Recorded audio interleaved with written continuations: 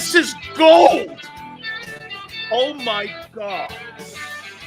This is absolute, unbelievable gold, what I have in my hand here. I cannot believe the first day of Eagle training camp. Unbelievable. Holy cow, the storyline. I mean, hey, welcome aboard. I appreciate everybody coming in. Thank you so much. Please hit the like button. By the way, Meryl Reese, hour 3, 5:30 Eastern. I done. Okay? This is unbelievable. One of the great reporters in Philadelphia, Elliot Pauly Shore Parks. Holy shit. Let me get my glasses for this. This is unbelievable. Helmets and shorts. This is incredible. A.J. Brown. 2 catches. 2 for 2. Two targets, 2 catches, 1 touchdown. Look at this reporting. Quez. 2 targets, 2 catches, 2 touchdowns. Devontae Smith. 1 drop. Damn. Dallas Goedert. 2 targets, 3 catches, 1 TD. Look at this, man. Hold on. Here's the best one of all, though. First day, training camp, as reported by Elliot Shore, Parks. 12 for 15, 4 freaking touchdowns, and 1 pick. Wow, what an absolutely unbelievable day in helmets and shorts. That's incredible. I cannot believe it. I mean, 12 of 15. You're talking about accuracy, premier, incredible, elite. Shit. Hey, thank you for my daughter's wishes for her birthday. It is. By the way, it's really cool to see that Brooks's mom shares the same birthday with my daughter. Happy birthday, Dee Dee. I love you very much. You're the pride of my life. I appreciate it. Gigi goes, I can't take Sil seriously. No, hey, are you freaking kidding me, Jesse? 12 of 15 as reported by WIP's own mouthpiece, reporter who covers the Eagles. 12 of 15, 4 freaking touchdowns. I don't get it. I don't get it. What a day. What an absolute day. McMullen saying how great he looked. God, this is really how you want to start it, man. Training camp. I'm feeling the vibe for Jalen Reagor even too, man. Didn't you call Parks a tool? I may have. I've never heard of him. I have no idea who he is. Okay? No idea. Never heard of him. But, hey, he works at IP, so he must be somebody, right? That station don't need host dogs. That station is run by its fans. Hey, that station's run by its fans. Are you kidding me? I like the guy in the morning. Probably because he's a paisan. You can't fool me, Sills. I see it in your face. What do you mean you see it in my face? 12 of 15 and 4 freaking touchdowns? Helmets and shorts? Shit, man. We're out to an unbelievable start to the 2022 NFL season, man. Hey, when you get 4 touchdowns versus tackling dummies, we know we're going places. Hey, the Lions better look out. Let me see. Elliott Shore Parks is awesome. You should get him on. They don't want to get him on any longer. People in Philly don't want to do that. You know why? Because we're dominating. As it should be. We're dominating. Okay? We are dominating. Okay, let's get him on. Why? So he can tell me how great Jalen looked in helmets and shorts? Not fooling me. Helmets and shorts, baby. Happy birthday to your daughter. Calm down, Sills. It's practice. He's got rhythm. Jalen's got rhythm, man. Thank you, Eastside Monster. Means a lot, man. Sarcasm oozing. Are you kidding me? Did you hear that? Shit, look at this. This is reporting at its finest. Let me go back to this guy. Look at him even on his timeline. Can you believe it? Look at that. 1 touchdown for AJ. Quez 2. Goddard 1. Rager 2 TDs. Sanders 3 carries. Gainwell 2 carries. Catches and targets. Yeah. Look at this, man. Official Jalen Hurts training camp stats. Day 1. That's what we're going to do.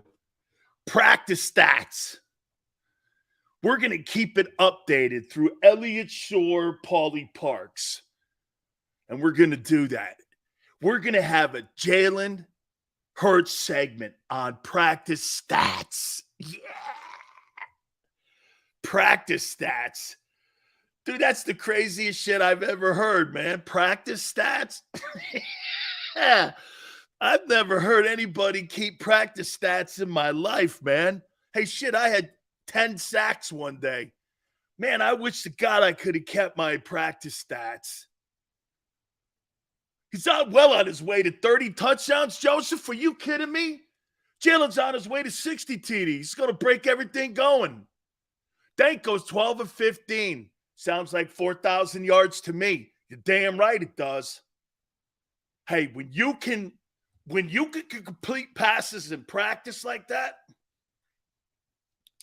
it's unbelievable. Man, I am more throttled today about the Eagle chances of winning 10 games this year than I've ever been.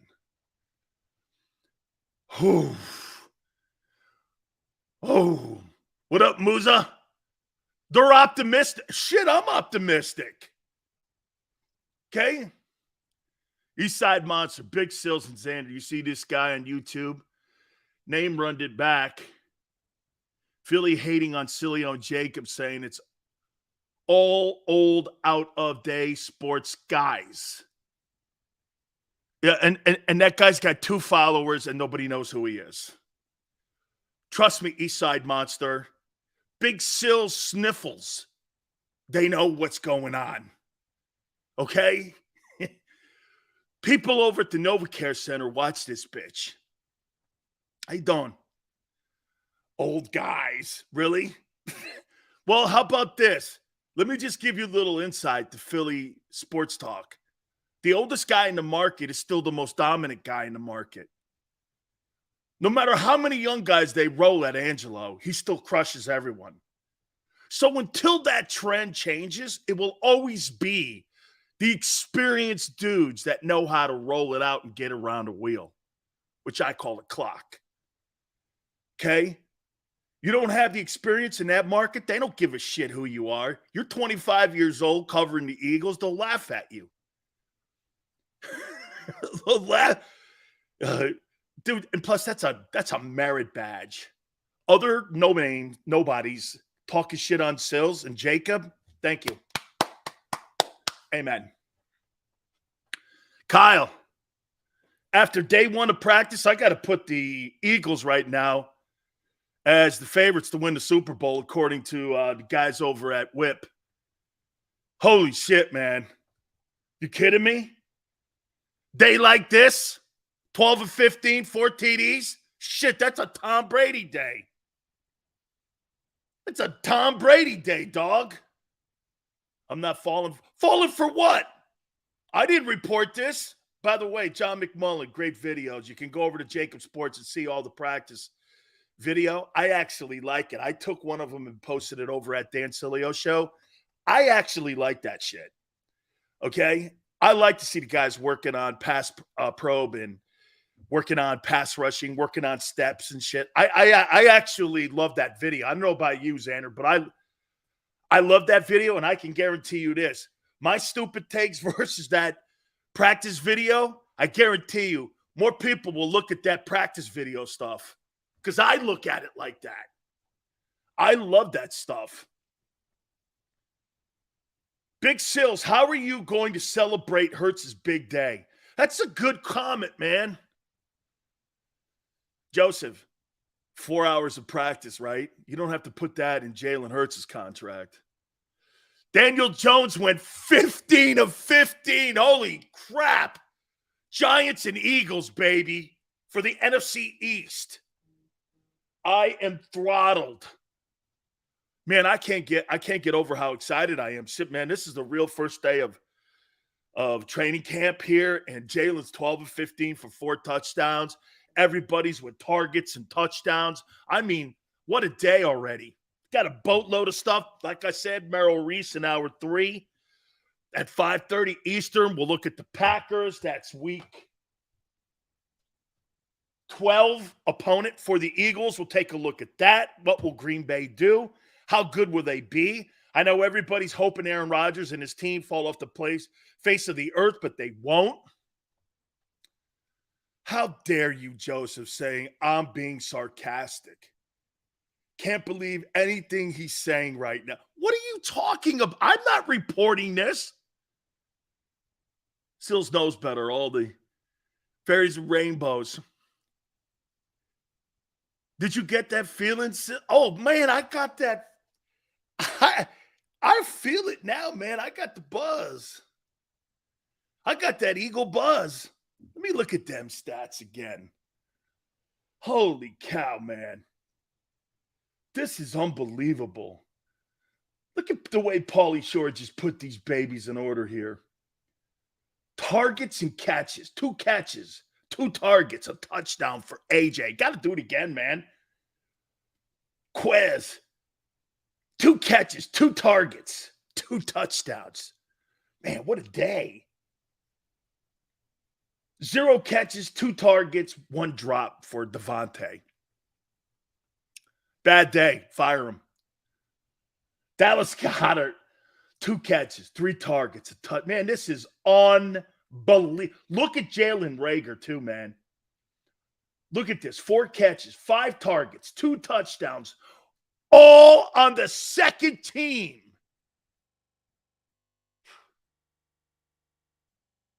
Dude.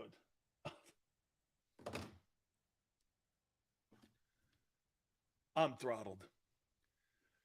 What do you mean this ain't Sills? What? Why can't I get excited about practice numbers?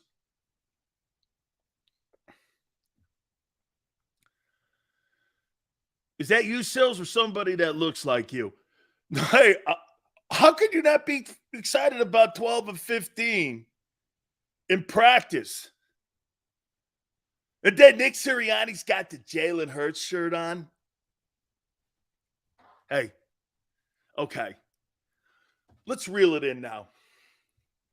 Practice stats.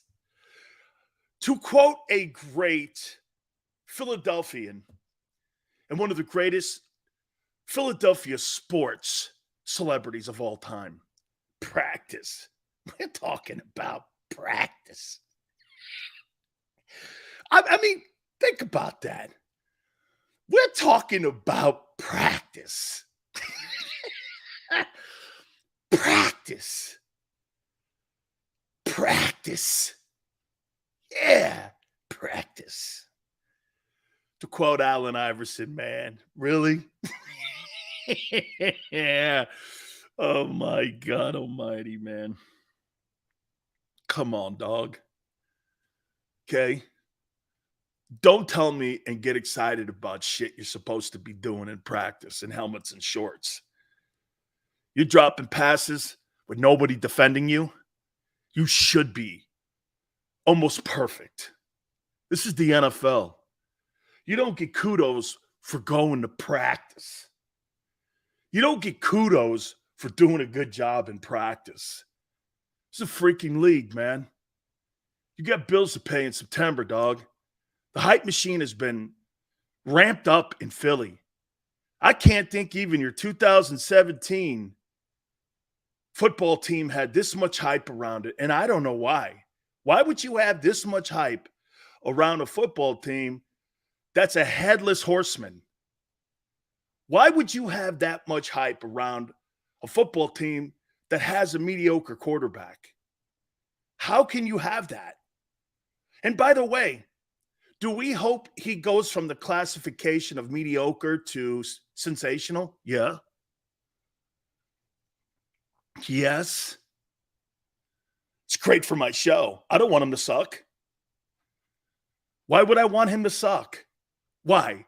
So Eagle fans tune off the Eagles this year? Not what I want.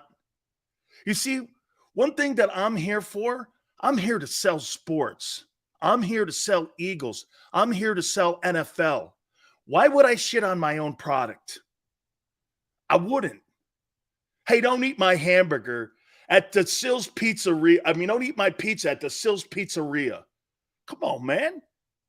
It's not what we're doing here. Right? Guys, please hit the like button. Thank you, Joey B. I appreciate it, man. The disrespect is annoying.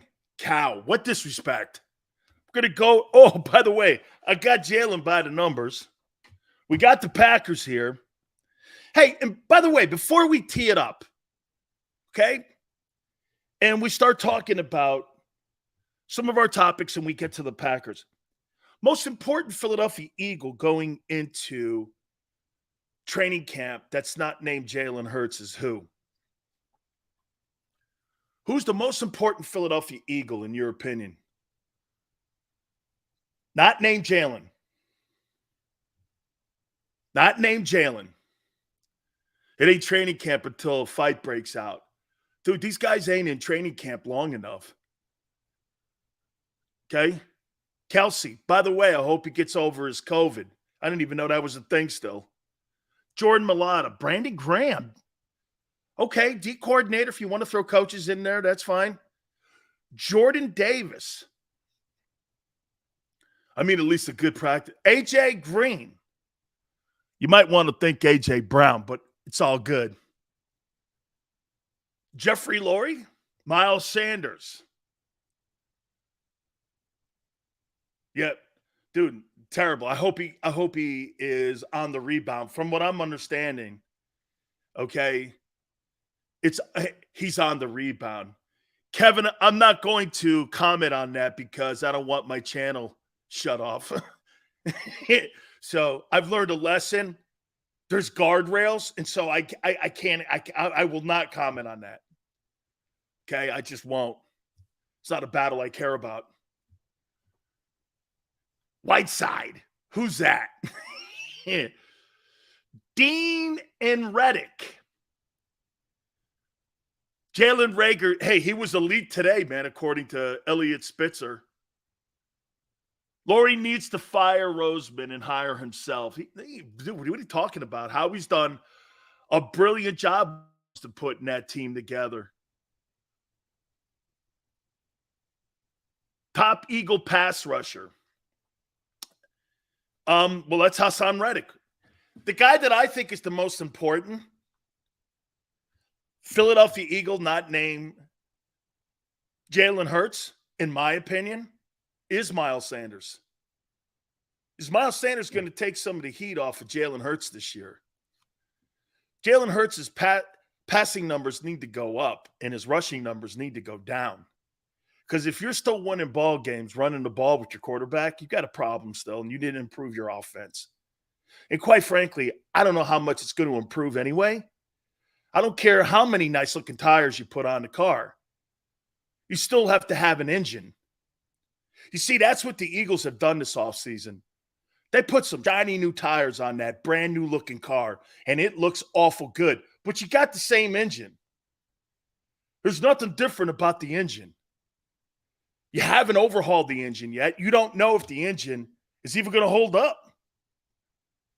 As far as I'm concerned, you tinted the windows, you put on some new tires, but you got the same old engine. It's like having a Ferrari body and a Nissan engine. I mean, and Miles Sanders has to catch the ball, which he can't. And he's got to run for 5 yards a carry, which he will, I think. But at the end of the day, man, the running game has to be developed, not with the quarterback. I don't want to see Jalen Hurts as my leading rusher every week. That means the passing game suffers. And by the end of the year, it'll be worse. You understand that when you're a running quarterback, by the time the end of the year comes, you're beat up. Passes are a little high. You're a little behind the guy. Your arms are banged up because you've been running with the ball. You understand these guys take a beating. Have you looked at Cam Newton lately? That guy's a shell of what he was. Look at how Michael Vick ended seasons. He never ended on my good notes. He was too beat up by the end of the year. To improve this passing game, this thing's got to be humming by the middle of the year. By the time you get to your bye, you need to have this thing rolling, or you're going to know you don't have it rolling. Okay? All you did was put great-looking tires and Pirellis on your car. You haven't done anything to the engine yet, because the engine is the quarterback that runs this team. They're the people that roll this thing. They're the people that make it happen. If you don't have the engine or the quarterback, doesn't matter how good it looks. Okay? Hey, Sills, Hurts having an MVP season like Lamar. Never. Sanders is gone after this year. Dime a dozen. Hey, Sub, but he's the guy you have now. He's the guy you have now. That running game, you know what they have to do? They have to make sure they don't have a shitload of 3-and-outs like they did last year when they were 2-5. And when you have a passing game, there's a lot of 3-and-outs.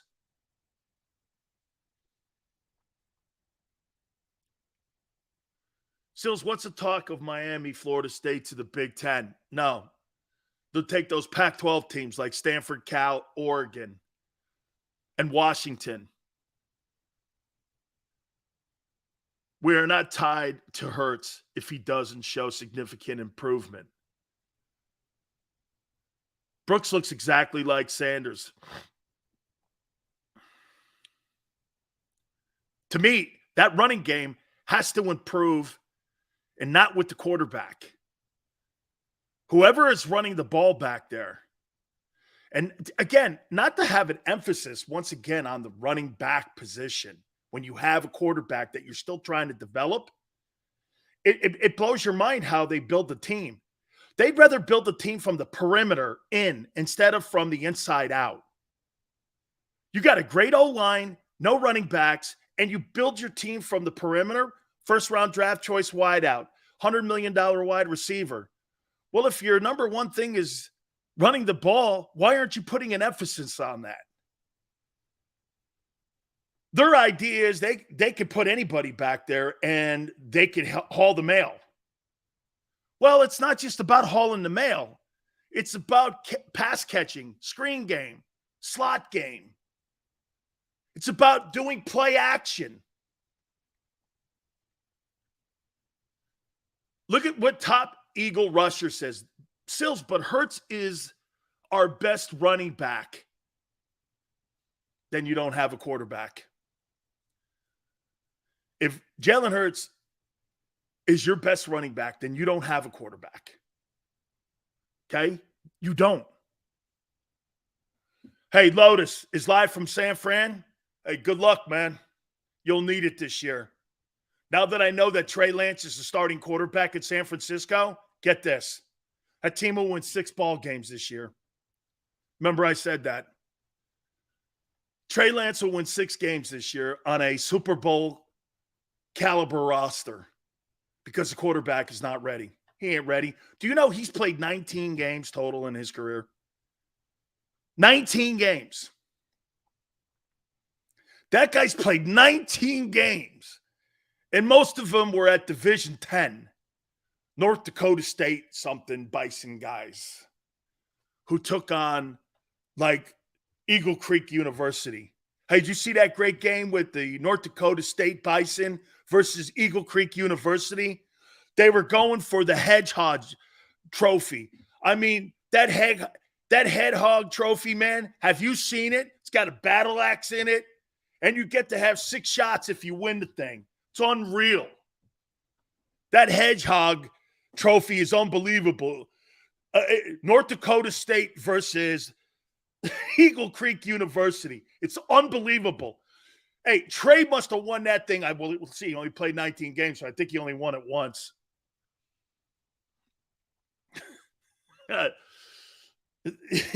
Eagle Creek University, man. That's who North Dakota State plays. Unbelievable. The U Egos. Hey, when we used to play teams like Temple, you know what I used to call teams like Temple when I was at UM? Roadkill. Hey, roadkill. Hey, Sills, you got Temple this week. Oh, it's a big stat week for me then. And when I played Oklahoma or Florida State or the Gators, that was a big week, right? When you play teams like Temple or North Dakota or Tulsa or South Carolina, I'd be like this. That's roadkill week.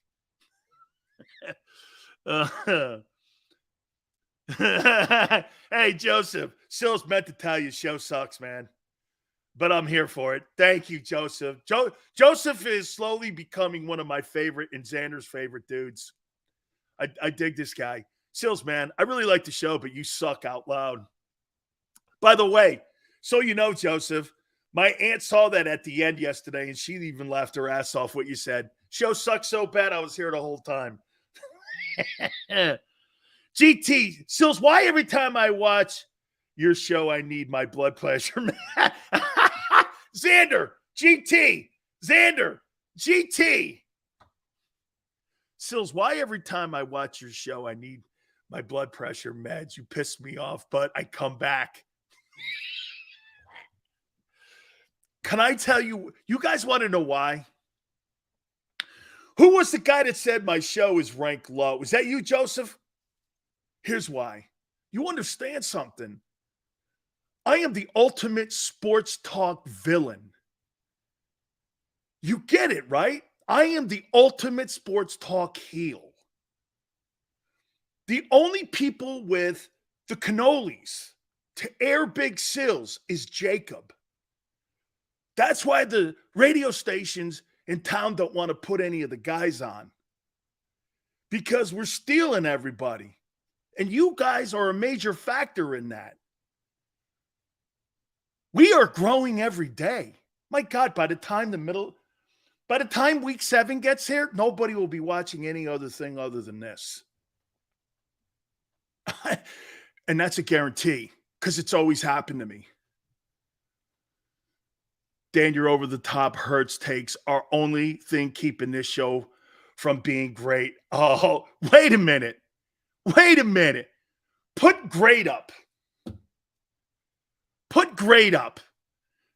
Dan, your over-the-top Hurts takes are the only thing keeping this show from being great.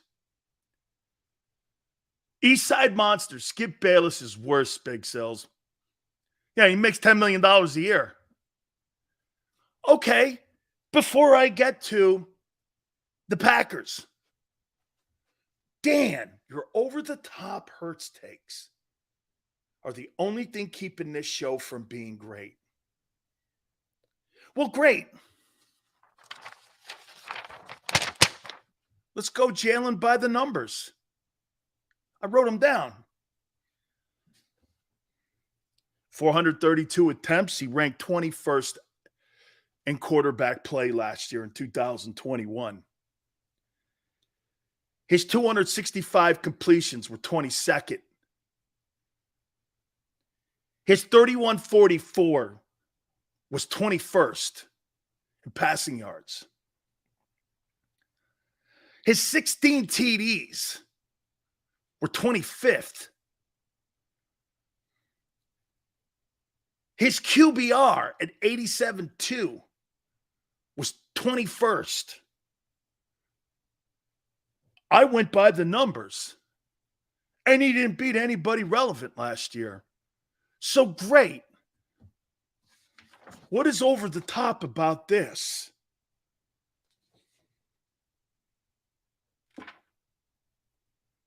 Over the top? I don't think I'm being over the top. I think I'm reciting facts. I'm reciting facts, Hoss.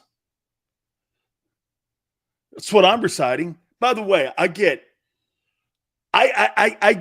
more people texting me when the show's going on. Sills, how do I get on? You guys remember the great tight end Keith Jackson? I told you a couple months ago I've been working on trying to get him on. He wants to come on. I'm going to try to get him for Friday. Mike Missinelli's tomorrow. Today's Meryl Reese at 5:30 Eastern.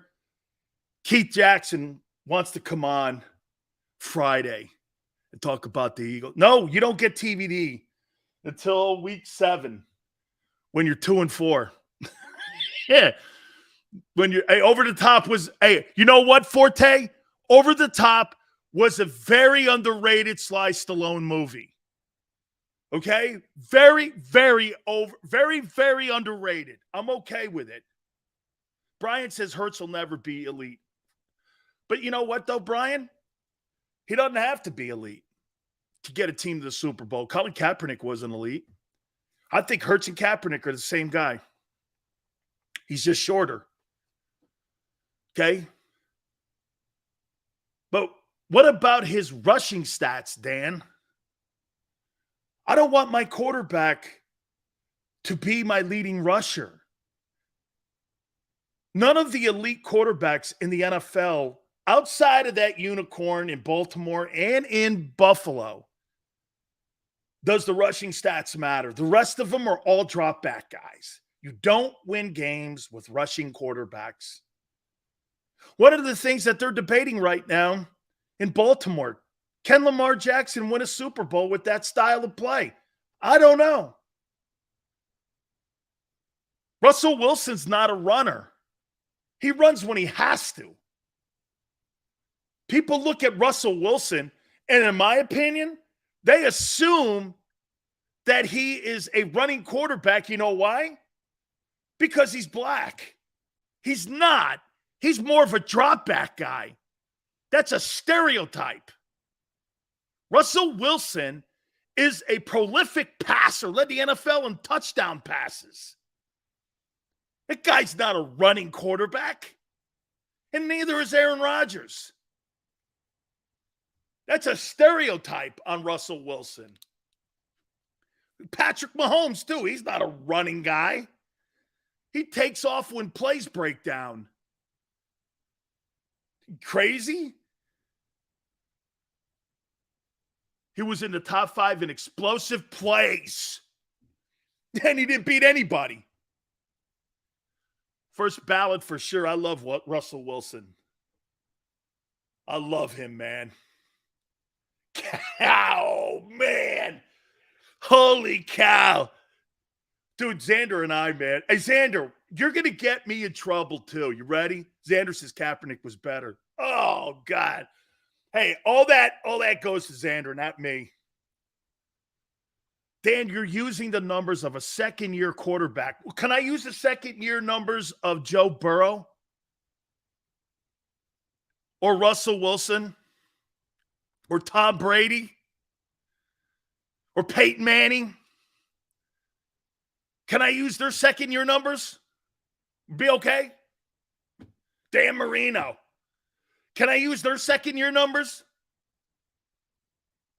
Okay, what about their second? Joe Burrow played half the year in his first year. Second year, he goes to the Super Bowl on the shitty Bengals. Mike, he's a tuna sandwich. Oh, how about their rookie years? Okay, you want to go back to the rookie years. All right. Kyler Murray's going to get drilled this year for sure. I don't know about that. What up, Next Shift? Appreciate you coming aboard, man. Tuna and pasta. Yeah, no chicken salad because I don't like onions in a chicken salad sandwich. Very upsetting. Hate onions. They're cut up nice, though. How was Hurts' first 19 games? I don't know. I looked at him. Not very impressive. Hey, how about this? Let's see what Dak. How about Dak's second year? how about we do a guy in the division? Oh, there's Elliot Spitzer, Shorey, something. Let me see here. Let's see what Dak's numbers were.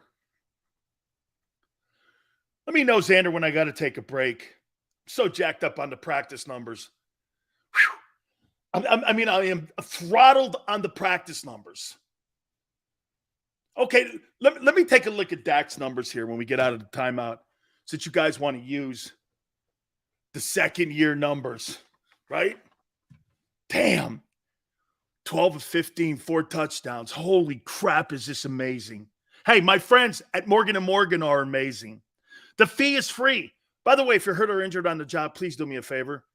Go to my friends at Morgan & Morgan, and for the people is not just a slogan. You know, this is who they are. For the last 30 years, Morgan & Morgan has collected over $13.5 billion worth of compensation for their clients. 800 attorneys strong in offices in Philly, New York, and in Florida. Make them the biggest law firm in the country. They will not be intimidated by anybody when they go into a courtroom representing your family. Call them at 800-512-1600. That's 800-512-1600. The call is free. The consultation's free. That's 800-512-1600. Open 24/7, 7 days a week. And when you call Morgan & Morgan, tell them Dan Sileo sent you. After a car crash, the big insurance companies you see advertising on TV, they may try to downplay your case and might say it's only a fender bender or it's just a herniated disc. I worry that some law firms fall for this BS. Not us. We put ourselves in your shoes and ask, what would it be like to be in your pain for the rest of our lives? $1 million wouldn't be enough for me. There's only one Morgan & Morgan. ForThePeople.com.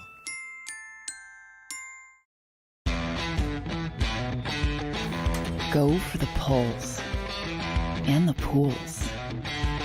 Go for the oohs and the ahs. Go for the bubbles and the bubbly. Go for the story and the stories. Go for the win. Go to Ocean Casino Resort. Book your trip at theoceanac.com. Action News at 11 with Rick Williams. It's the team you trust to bring it all together. The stories that impact your community, a sports roundup for the locals, and the AccuWeather forecast you depend on. Action News at 11 with Rick Williams.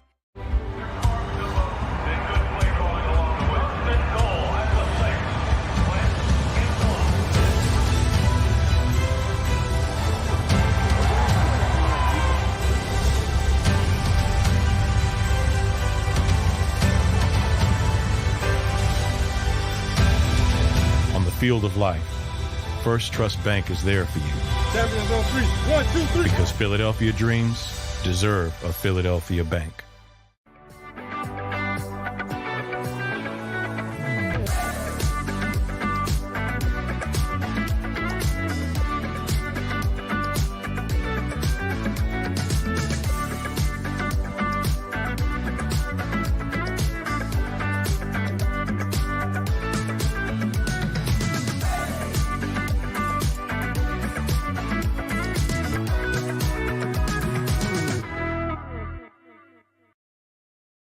At Stateside Vodka, every new customer gets the world's best rocks glass. Free. What's that? A rocks glass? You're telling me that bottle is cut in half? You could say that. Holy shit. And you're telling me I can get one of these glasses for free? That's right. One free rocks glass per customer with each first-time purchase of Stateside Vodka. So good, it just disappears.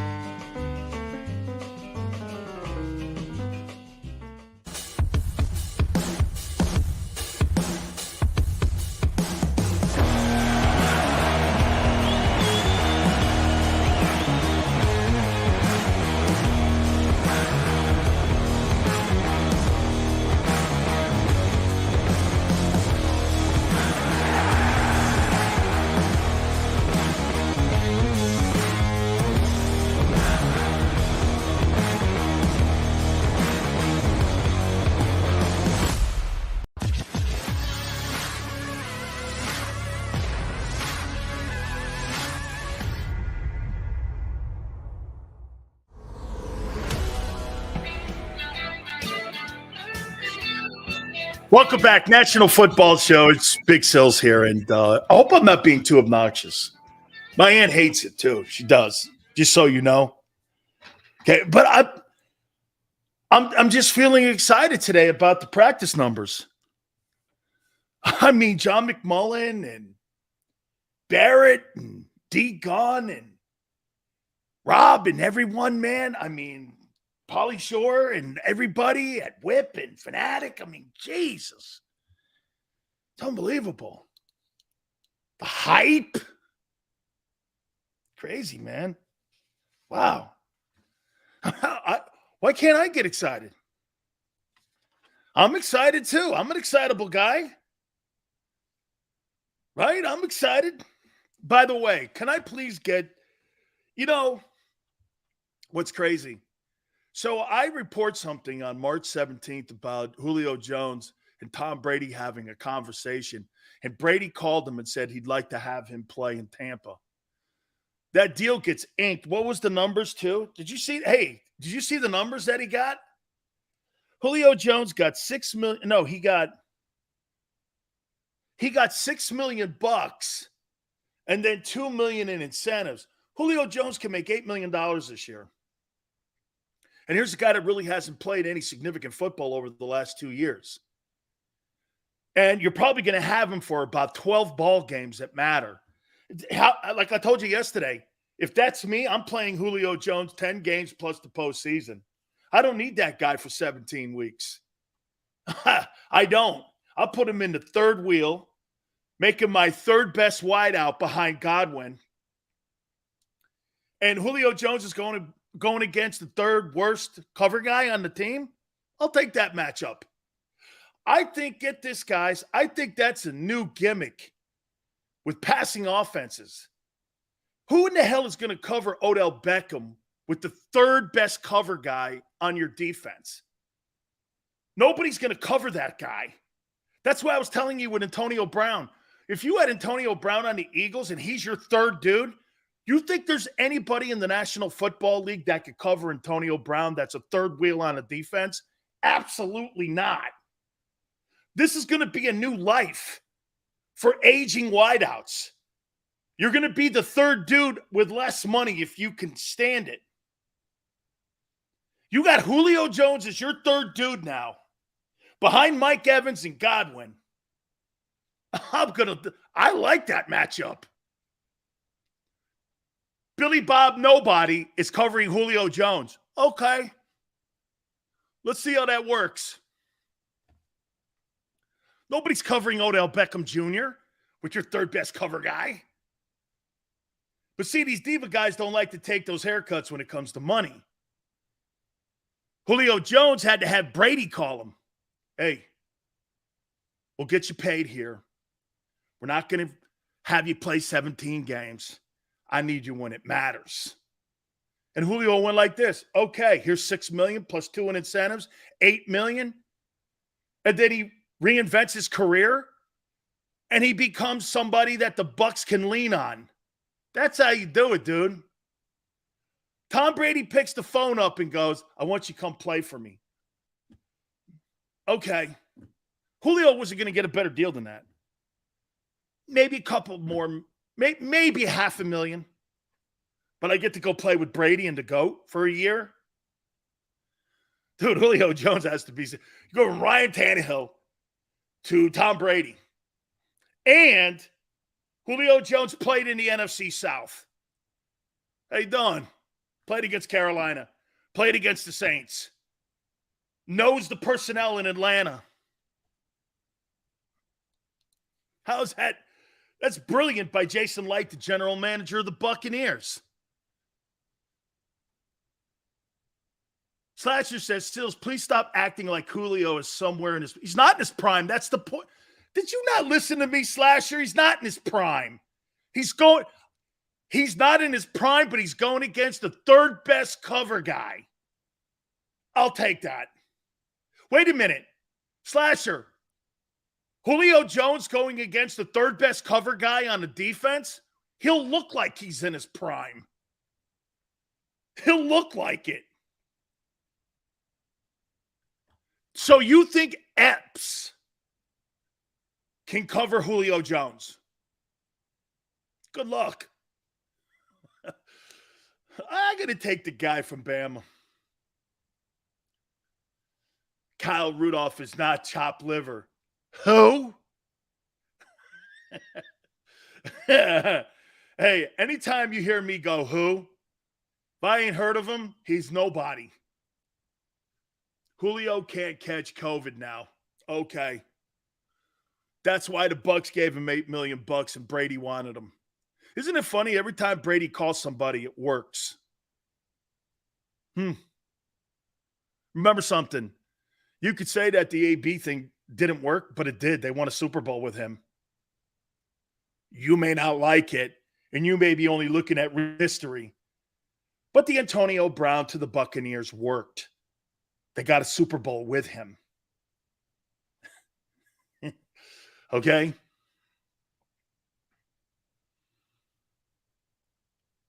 Oh, Dak numbers. Way to go. Thank you. N91. Let's take a look at those.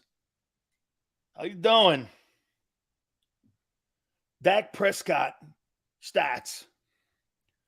There we go. Dak Prescott stats. Let's see. They were talking about second year because we were talking about Jalen's phenomenal second year. Let's see here. Here's Prescott's second year.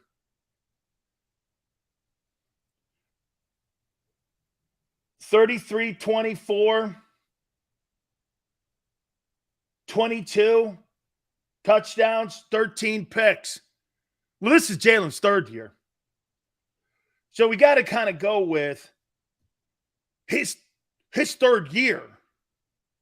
Dak's 67% completion percentage, 38-85, 22 touchdowns, 8 picks. Damn, he was 10-6 too. Okay. Then again, Jalen Hurts is not Dak Prescott. He'll never be. Dak is a very accurate guy. Okay. What about Dante Stallworth? Brady called him. I don't think so. Julio would kill my fantasy team. This guy. Yeah, how come I don't get the credit for you guys bash me when I'm wrong, but when I'm right, I mean, damn, Xander, damn.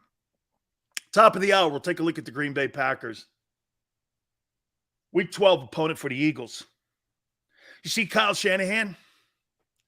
They officially told Jimmy Garoppolo it's Trey Lance's team. Trey Lance has played 19 games, and I had to look him up on YouTube. Like I said, Eagle Creek University versus North Dakota State. Right? Hey, did you see that great game that he had against Wabash College? Dude, he threw for he was 12 of 15 and 4 touchdowns like Jalen was today. I couldn't believe it. He was incredible versus Wabash College. I was like, damn, man.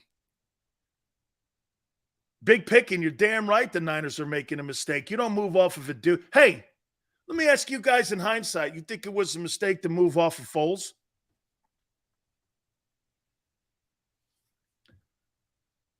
You think it was a mistake?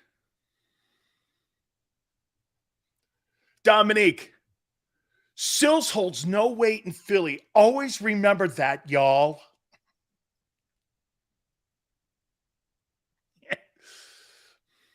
No. 100% Foles, yes. No mistake there. Okay?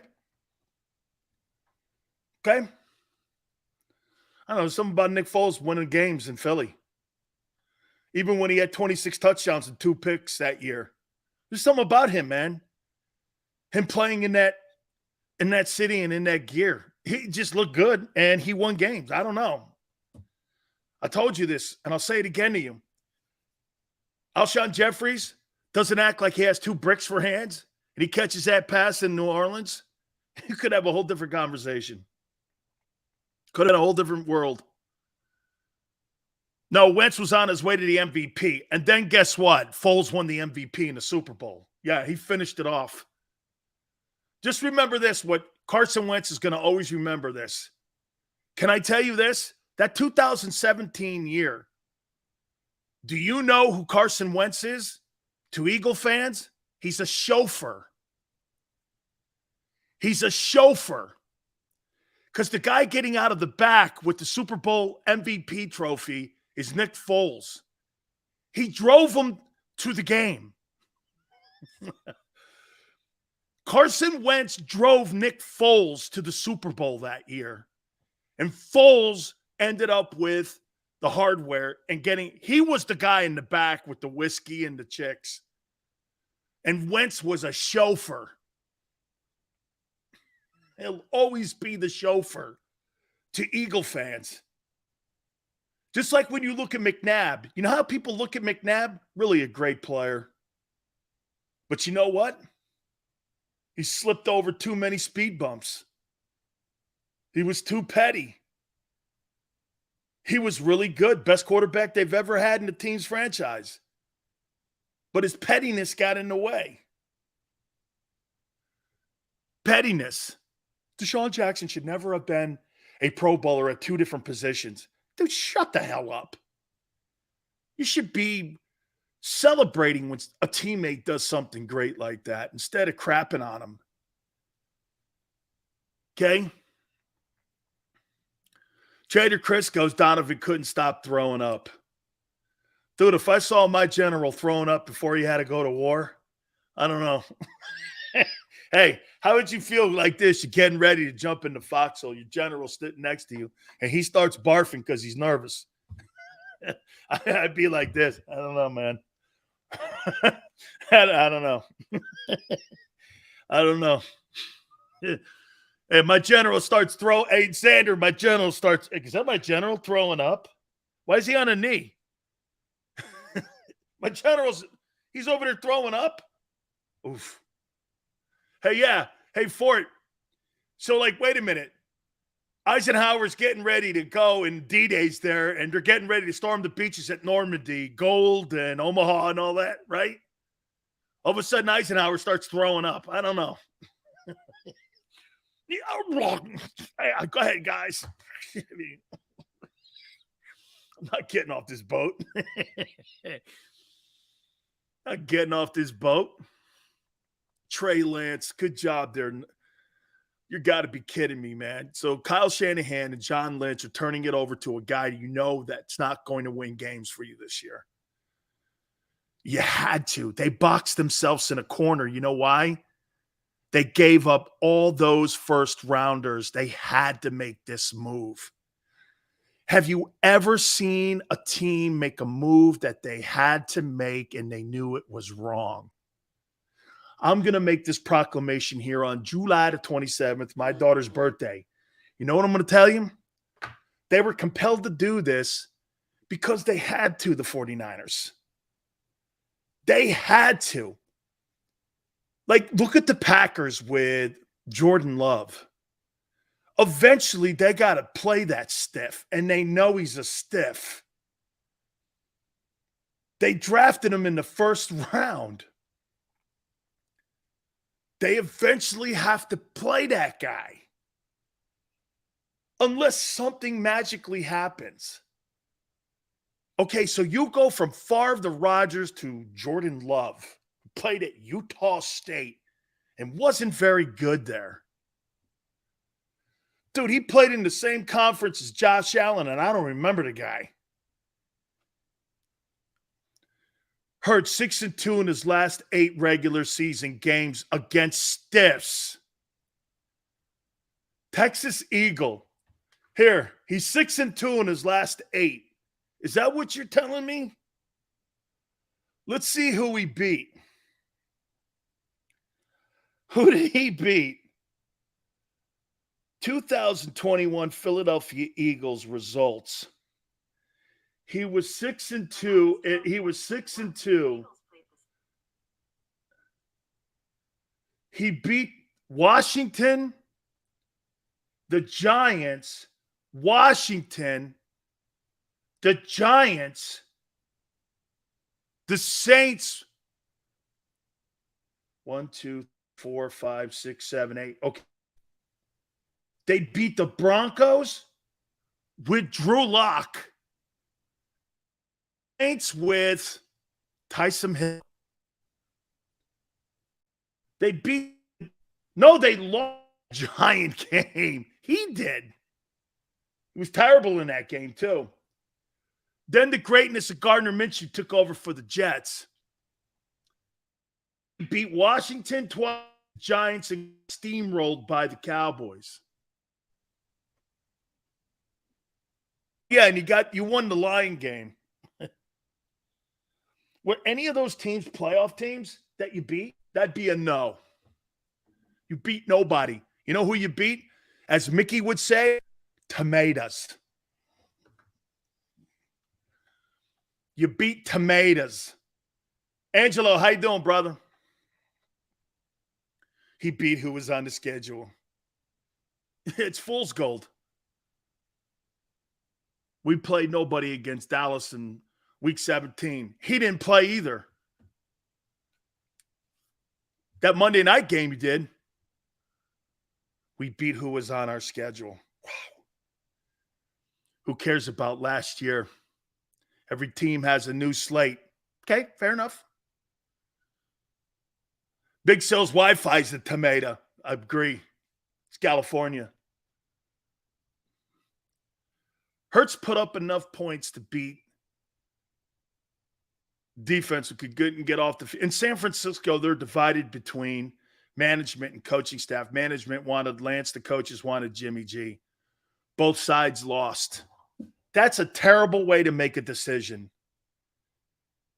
Management is always going to win. Ask Howie. You know why? You can't trade away 3 first-rounders and say you're not going to play the kid eventually. They had to. That's not a reason to upset your entire football team. They looked Jimmy G in the face and said, you're not here anymore. That's quite a statement to a guy who's 38-16 and 5-2 in the postseason. That's awful. You're gambling a lot. You're gambling a lot. Dude, Hurts was garbage last year. He has this year to win it. What do you think he's going to do this year?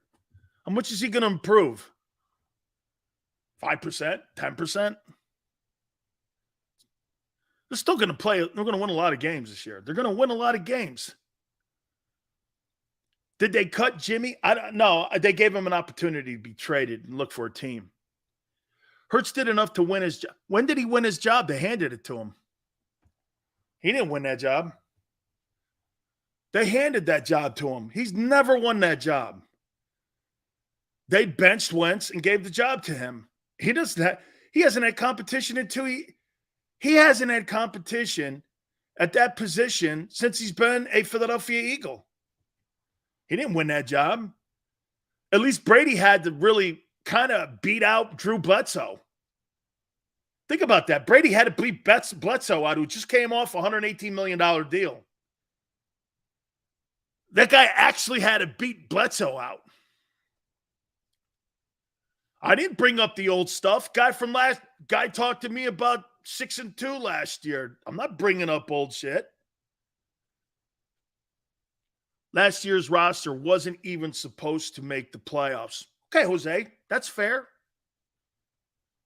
That's fair. I agree. Wentz didn't want to compete. I don't know. We're going to find out. Week 3.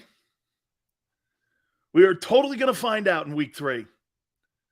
Hurts will throw for 4,200 yards, 29 touchdowns, 9 rushing touchdowns, and the Eagles will go 13-4. I'm counting on that. And by the way, Big Sarge, I'm holding them to that. You're damn right. You see Sarge's numbers? You're damn right, Sarge. I'm holding you to that. Don't let that guy come in short of that. Don't let that team come in short of that. Okay? You're damn right. We've been talking about this entire offseason. 4,200 yards, 29 touchdowns, 9 rushing TDs. I'm going to put a point out there. You do that, you're going to be in the conversation of finishing the top 5 in the MVP in the NFL if he does that. He'll be in the conversation for MVP. You're 13-4. You threw for 4,200 yards. You got 9 rushing touchdowns, and you got 28. So you're accountable for 37 touchdowns. You're saying he's going to be accountable for 37 touchdowns this year. I'm going to hold you to that. Yeah, I'm going to. Hey, Bob, you damn right, man. Holy cow. You're damn right, man. All right, let's take a look at the Packers. We've been going through the games that the Eagles have on their schedule, and we've been looking at some of the teams that they're going to play. The Green Bay Packers are up next. That's the Week 12 opponent. You know what's funny? Everybody is wishing and hoping that the Packers are going to fall on their face. I don't believe they are. Okay, so we're going to hit on that. Don't forget, hour 3, Meryl Reese, 5:30 Eastern time. We will hit on the Green Bay Packers and look at some of the storylines going around training camp. Please hit the like button. Hour 2, keep it here on the National Football Show. Go for the pulls and the pools.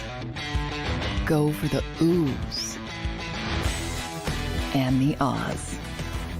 Go for the bubbles and the bubbly. Go for the story and the stories. Go for the win. Go to Ocean Casino Resort. Book your trip at theoceanac.com. Action News at 11 with Rick Williams. It's the team you trust to bring it all together. The stories that impact your community. A sports roundup for the locals. And the AccuWeather forecast you depend on. Action News at 11 with Rick Williams.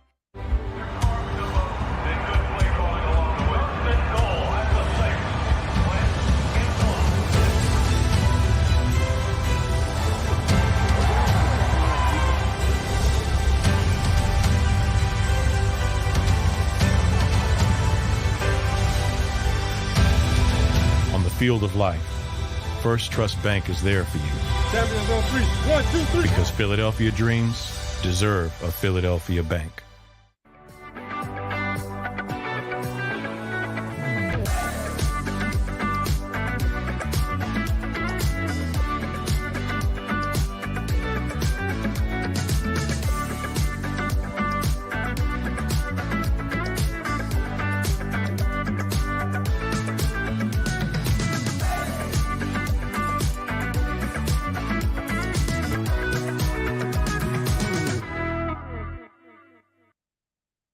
At Stateside Vodka, every new customer gets the world's best rocks glass.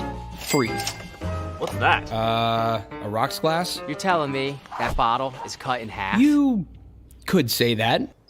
Holy shit. And you're telling me I can get one of these glasses for free? That's right. 1 free rocks glass per customer with each first-time purchase of Stateside Vodka. So good, it just disappears.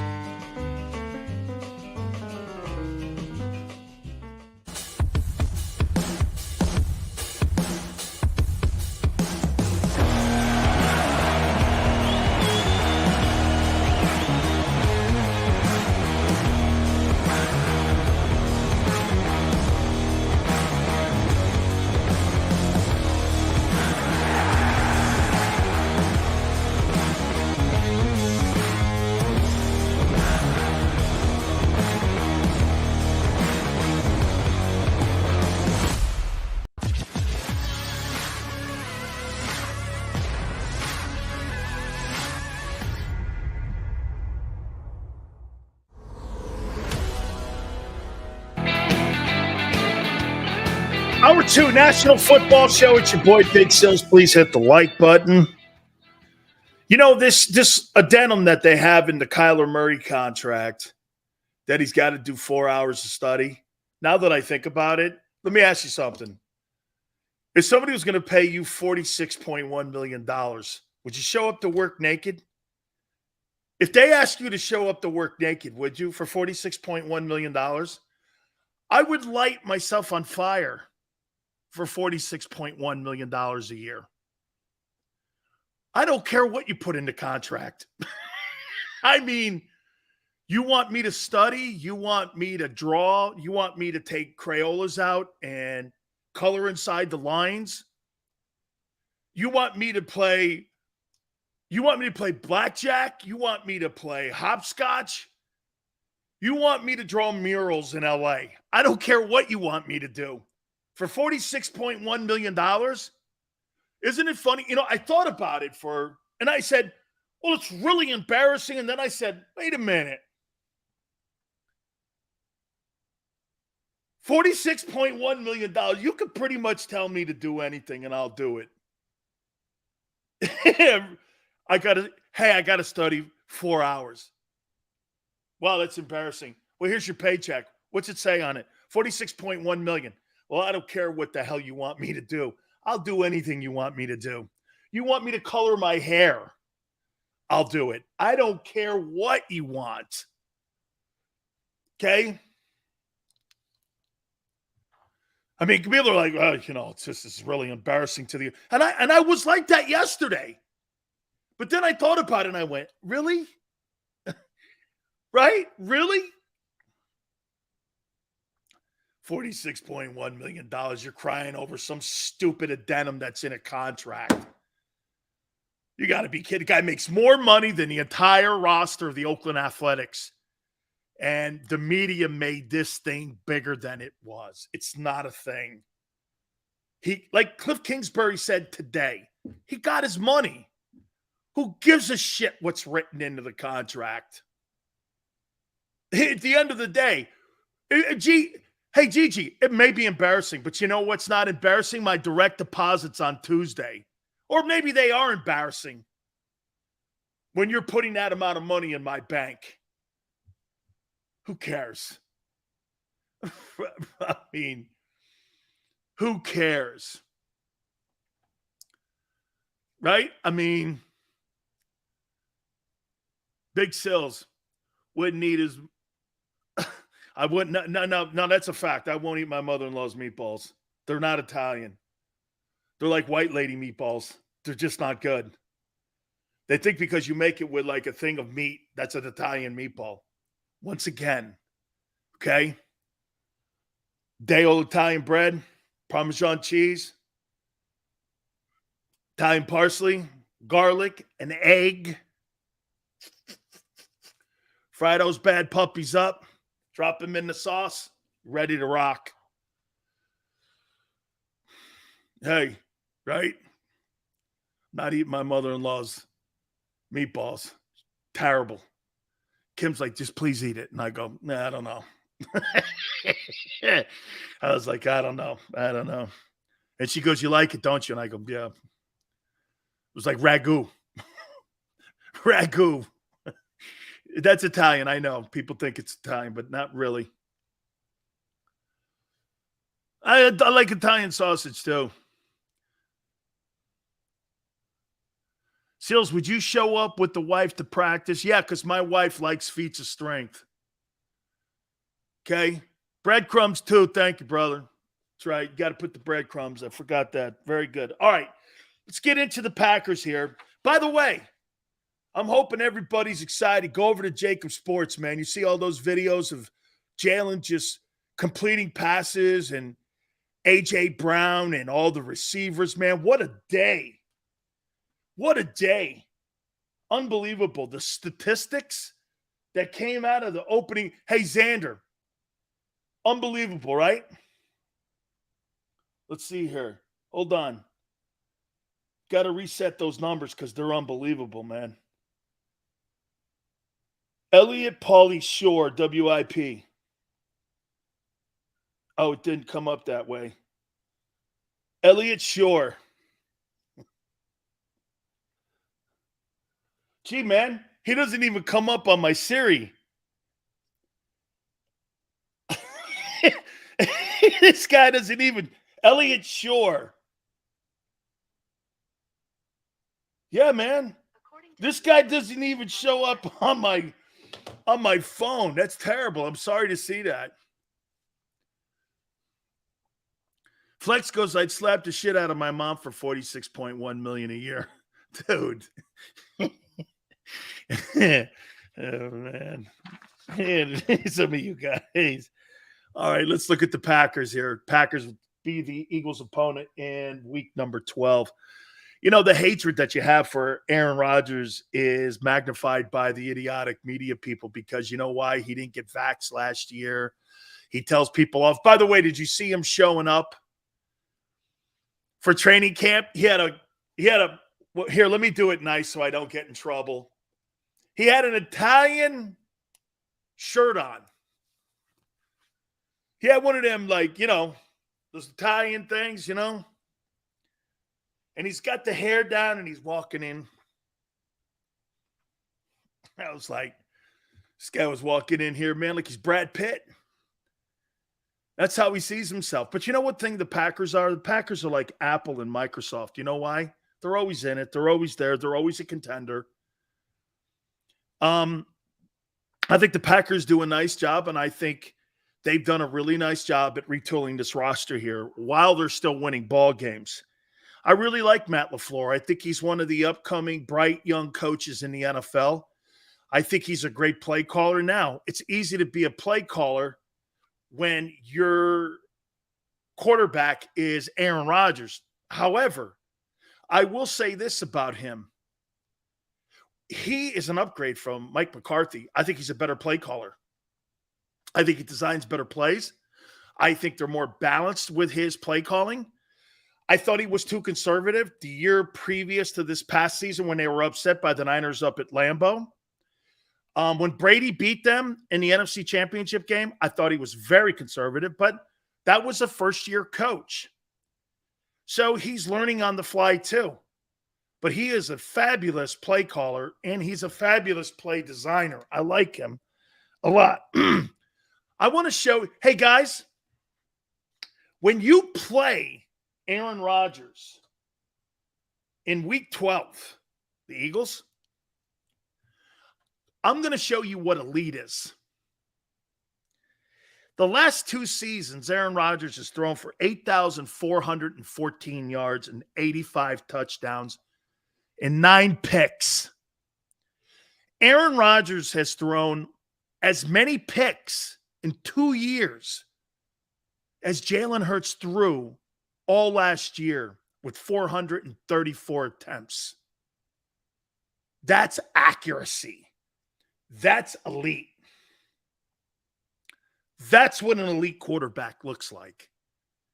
85 touchdowns, 9 picks in 2 years. And they're 26-6. And I believe they're 39-9 in the regular season the last 3 years. That's winning ball games.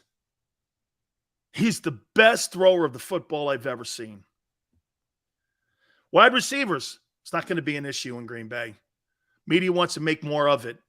They've drafted 2 wide receivers in the first round in the last 40 years. Devontae Adams wasn't even a first-round guy. They'll develop a guy. They'll bring a guy along like they always have. That's one thing that the Steelers and the Packers are notorious for. You know what that is? Developing wideouts and not having to do what Howie does. Fail at wide receiver selections in the first round.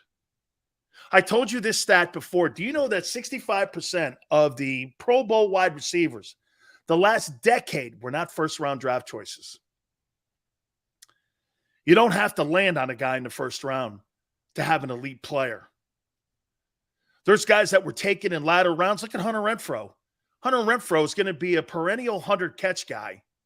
By the way, I don't know this. Was Cooper Kupp a first-rounder? I don't remember. I don't even remember the college he went to. Was Cooper Kupp a first-round draft choice? He may have been. I don't know. I'm not. Okay. I'm not sure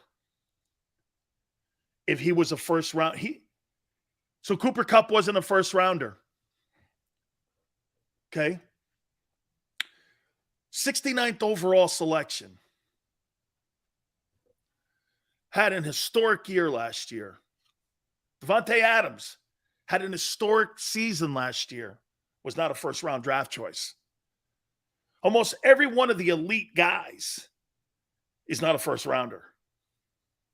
Tells you something about the position, okay? That there's a lot of them out there. But you got to have the quarterback. Look at, I said this and I've been saying this the last couple days about Davante. Davante Adams and Devontae Smith. If Devontae Smith is in Green Bay, he's got 1,500 yards. If Davante Adams is in Philly, he's got 68 catches, 900 yards. The quarterback will – you think Tyreek Hill's going to be a 1,400-yard guy this year? Never in a million years. Never in a million years. His numbers – he will be – and get this. I guarantee you by week 4, he's complaining about Tua. You want to see something go sideways fast? Watch how Tyreek Hill handles Tua. When that thing starts shitting the bed in Miami, watch. Because these wideouts all have big mouths today. Why do you think Davante Adams took the Raider gig? Played college ball with Derek Carr. He knows the dude. He's a young guy. They're roughly the same age. He's looking at his numbers to continue. Davante Adams could have went anywhere in the NFL. But he chose to go with a guy he knows, he's comfortable with, who's going to be around for the next decade. Because he wants his numbers to increase. You think he was just going to take the bag of money like Tyreek Hill did in Miami? He wasn't going to do that because he's looking at legacy and getting paid. I'll tell you one thing. I wonder how Stephon Diggs looked at that, because when Stephon Diggs went up to Buffalo, I wonder if he wasn't just chasing the bag of money. All of a sudden, he lucked into that kid being that great, Josh Allen. Because he goes from a guy who's making Justin Jefferson look like the best wide receiver in the NFL and Kirk Cousins to a guy who kind of, you all are saying it to me, looked a little sketchy in his first 2 years. All of a sudden now, Stephon Diggs is a 100-catch guy a year. Right? If you're smart, taking the bag of money, it's going to be short-lived. Why would you go to a place where you know the guy can't get you 100 catches and the organization doesn't do it? I said this to you guys before. You guys are thinking you're going to have two 1,000-yard reception receivers this year and 200-catch guys. You've never had a 100-catch guy in your life, but you're going to have 2 this year? With a quarterback who struggles throwing the ball. That's unrealistic. You're setting the bar too high. Do I think Jalen has a better chance of winning 12 ball games than he does going for 3,800 yards? Totally has a better chance of that. As a matter of fact, if you were asking me, Sills, what would be your pick on a prop bet for Jalen Hurts? That he wins 12 games. What about his stats? I don't think they're going to be exceptional. Because he's not exceptional. But they're going to win games. Like Kaepernick did.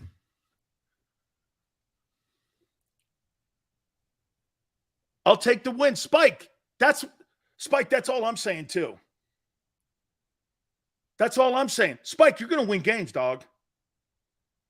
Could I see the Eagles not falling into, playing into 13 wins? Absolutely. Absolutely. Especially if they start crushing teams. Let me tell you this, man. I'm going to tell you one more time. You see that Cowboy game in week 6? You beat those dudes. You beat Minnesota and the Cowboys. I don't give a shit about the Cardinals, the Lions, even the Wentz game. You beat the Vikings and you beat the Cowboys. You beat somebody who people are looking at. Those are pretty. Cowboys had the number 1 offense in the NFL last year. Minnesota's got Dalvin Cook, a 1,300-yard back. You got one of the best receivers in the game in Jefferson. Adam Thielen's no sneeze. Tight end's pretty good as well, the kid from Miami. What is it, KJ Osborne? Still, you want the wins, but not the passing yards because you want to say Hurts can't pass. Well, he can't. I could say it right now. Hasn't shown it once. Trader, I'm not too worried about week one. Just be simple and cool. Okay?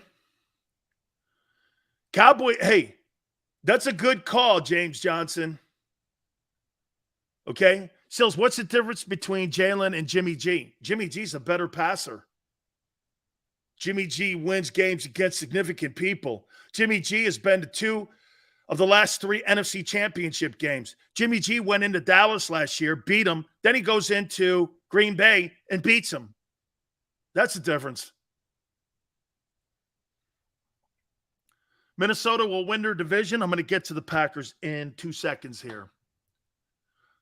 They're losing in Detroit in week 1. I don't think so. Okay, I don't think so. Yeah, and got replaced. Good luck to you. I think they win 6 games. That's my prediction. And got replaced because management traded 3 first-rounders away for a guy that's played 19 games in Division I AA. Okay? You traded away 3 ones for a guy you're not sold on. And now you're talking yourself into it. That's what the 49ers are doing right now. They're talking themselves into it. They're making themselves feel good. They're putting out all the propaganda they can for the players to see it. We believe it's Trade's team. Like today with the Sirianni shirt. Got a Jalen Hurts shirt on today. Yeah, man. I feel pretty good about that. That old Jalen Hurts shirt. You see that thing? Look good, didn't it? Look good, right? Trey Lance apparently looks phenomenal. So would Jalen today. What were those numbers? 12 of 15, 4 touchdowns. Shit. Helmets and shorts. Can't get any better than that. Hey, she passed out a Super Bowl trophy today. I won the first day of helmets and shorts. Congratulations to you. Now we just got to wait till September. Someone should be fired with, oh, not yet, Spike. Let's see how this thing plays itself out first. Let's look at the Packers here. Let me finish up with the Packers here. I like this A.J. Dillon kid too, man, along with Aaron Jones. They had over 1,600 yards rushing last year. That's because of the quarterback and play action. They're good, man. They can run the ball. They're more versatile. I think Matt LaFleur does a great job at being as balanced as he possibly can. When you've got 8,400 yards passing and 85 touchdowns and only 9 picks, and you're putting 1,600 yards up a season as a combination, and get this, both those backs had 86 catches between them. You have 86 catches between those 2 guys. There's your difference in your passing attack. Aaron Rodgers has a screen game, but the Eagles don't. How can that be? Aaron Rodgers and Tom Brady have a screen game, but the Eagles don't have a screen game. Not one of their backs is capable enough of being a guy that they can lean on third down. That's got to change. You want Jalen's numbers at 4,000 yards? And seriously, you know what? Do you know how many yards he probably took away from Jalen Hurts last year not having that screen game? Probably 400 yards, 500 yards. Jalen may have actually been closer to 3,600 yards if he had any kind of screen game. Any kind of screen game. Okay?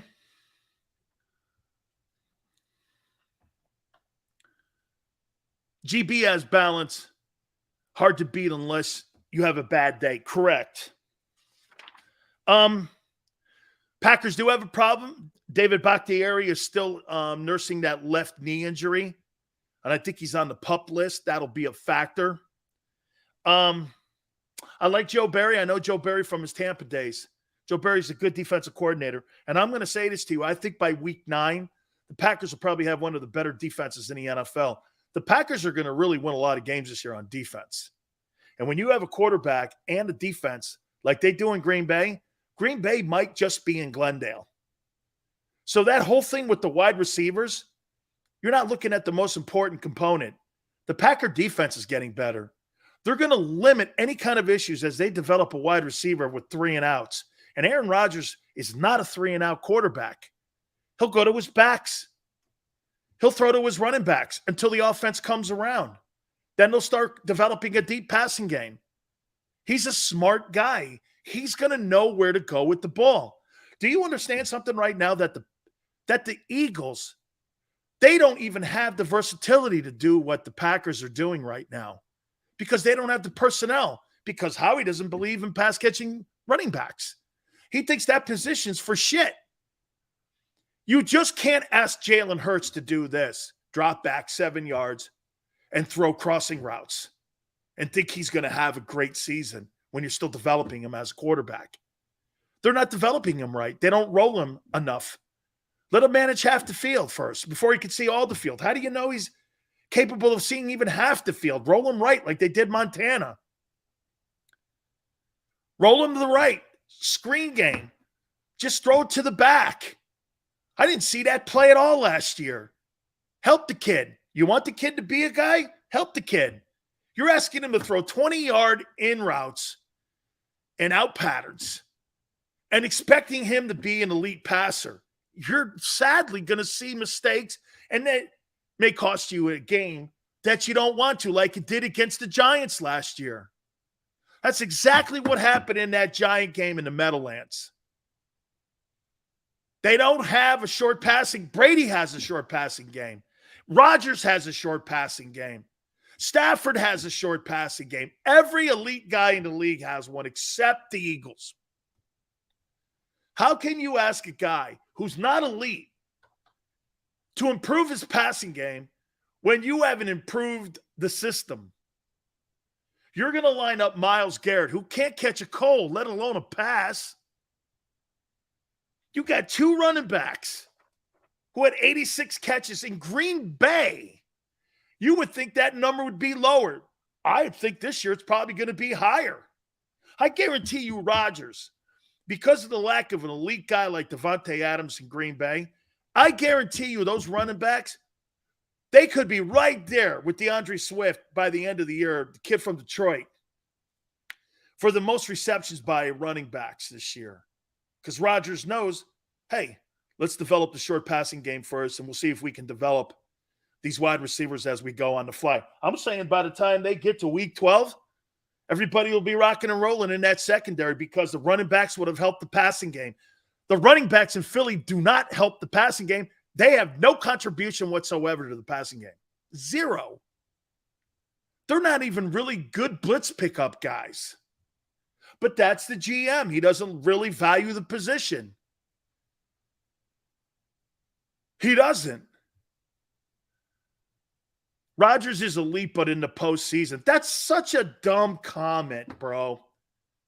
Have you seen Peyton Manning or Brett Favre or Russell Wilson or any of those guys who play in the postseason's records?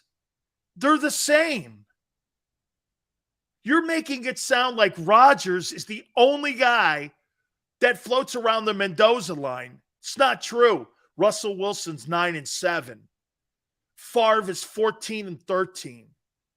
No, excuse me. Peyton Manning's 14-13. Favre's 13-12. Those guys all, Marino's doesn't have a winning record in the postseason. You're making it sound like, everybody's got Brady's numbers or Aikman or Montana or Terry Bradshaw's numbers. Okay? They don't value running backs or Yeah, but I think they've kind of turned the corner, Carson, a little bit on the linebackers. They went and get Kaiser White, and they drafted a kid in the 3rd round. That says when you get blown out by the Cowboys and in the playoffs, you know he's not the dude. Who got blown out? I mean, I'd take Mahomes over Rodgers. Anyway, right now, yeah, probably. He has won 39 ball games. And by the way, we'll see what Mahomes does this year without his. Hey, by the way, so Mahomes doesn't have his security blanket, Tyreek Hill, and Aaron Rodgers doesn't have his and Devontae Adams. Let's see how that plays out. Let's see who has, because Josh Allen's got an elite guy. Josh Allen's got an elite guy. By the way, just to close it up on the Packers, I think they could be in Glendale. If that defense comes around, they could be a team fighting for Glendale. Super Bowl. You guys would say Joe Namath sucked because he threw 1 touchdown in the Super Bowl. Joseph, you know what else they would say that Namath sucks? Namath's got an under 500 record, and he's got more interceptions than touchdowns. And people would say Namath sucked. Namath went to the AFL and was the first television NFL superstar. Okay? Namath was the first TV star. They made Monday Night Football a thing because of Namath. The first game was the Jets and the Browns. Keith Jackson called the game. And if it wasn't for Namath, Monday Night Football probably doesn't happen. Namath was the first TV star for the league. Maybe Gifford, too, a little bit with that Giant team, but not like Namath. Namath was the first TV guy. Put television on the NFL and put the NFL in people's homes because of him. The league owes a lot to Joe. Could have went to the NFL.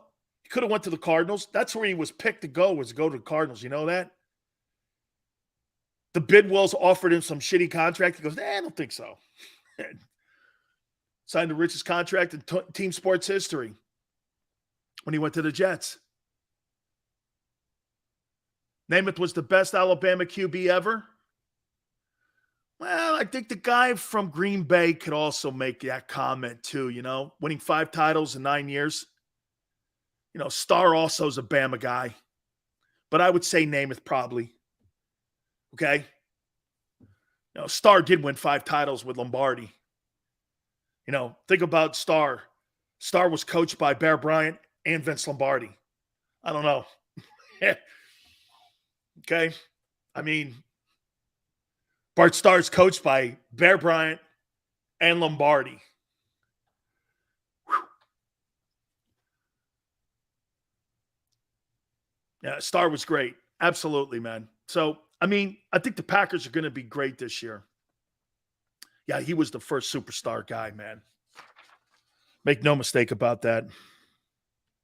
God, there's so much to hit on here.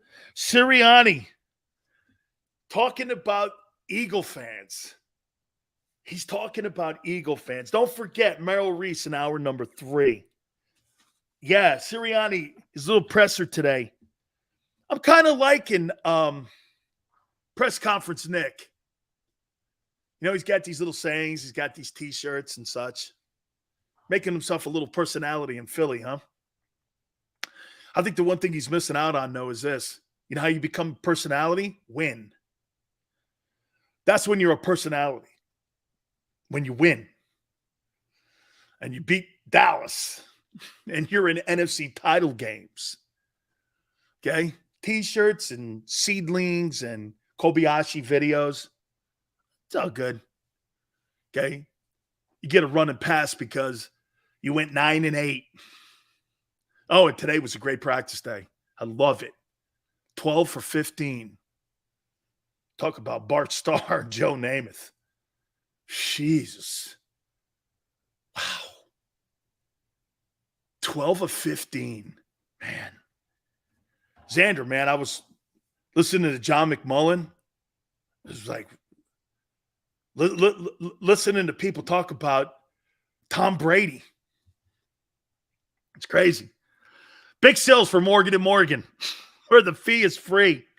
If you're hurt or injured on the job, Morgan & Morgan is your place, man. For the people is not a slogan. I've been telling you this now for a couple months here. Let me say this to you here, man. Last 30 years, John Morgan and his folks have collected over $13.5 billion in compensation for their clients. They're the biggest law firm in the country, and they will not be intimidated when they go into a courtroom representing your family. Offices in Philly, New York, Florida. The biggest law firm in the country is there for you to represent you and your family. Call them at 800-512-1600. That's 800-512-1600.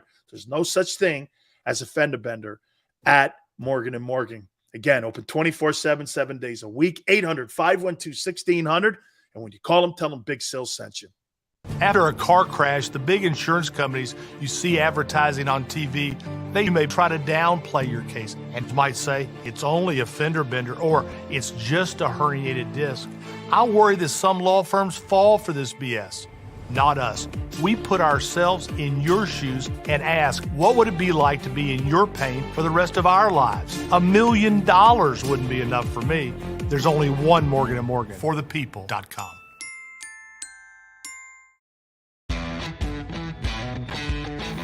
Go for the pulls and the pools. Go for the oohs and the ahs. Go for the bubbles and the bubbly. Go for the story and the stories. Go for the win. Go to Ocean Casino Resort. Book your trip at theoceanac.com. Action News at 11 with Rick Williams. It's the team you trust to bring it all together. The stories that impact your community, a sports roundup for the locals, and the AccuWeather forecast you depend on. Action News at 11 with Rick Williams.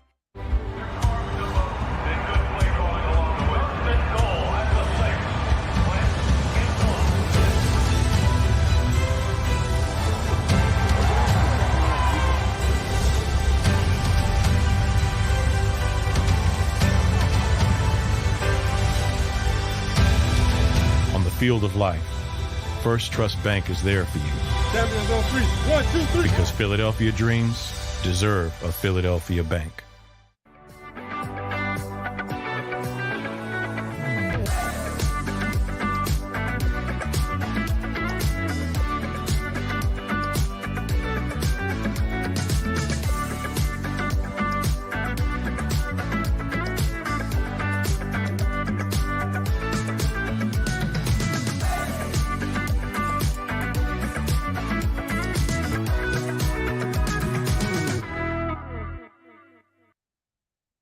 At Stateside Vodka, every new customer gets the world's best rocks glass. Free. What's that? A rocks glass? You're telling me that bottle is cut in half? You could say that. Holy shit. And you're telling me I can get one of these glasses for free? That's right. One free rocks glass per customer with each first-time purchase of Stateside Vodka. So good, it just disappears.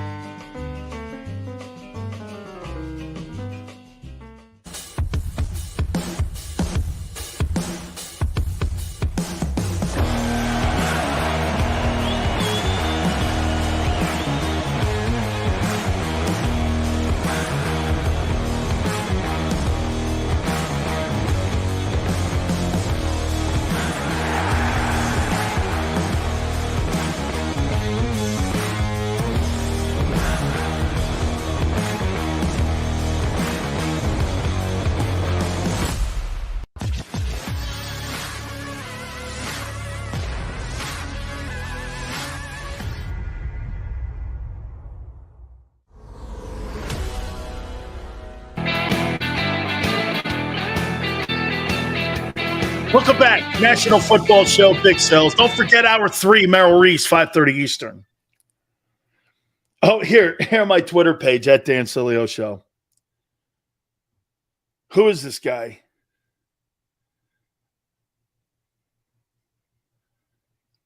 Philly Devil's Advocate. Sileo, keep Jalen Hurts and Philly out of your mouth and focus on your Bucks. You know what's funny? It's like People come over to my Twitter page and write stuff like that. You know, to me, it's like seeing a sign when you drive down Sunset Boulevard or you drive down 95 and you look at that and you go, man, that damn sign. I hate that company. And then you call the guy and you tell him you hate the company. I'm like, I love it. Keep Philly out of your mouth.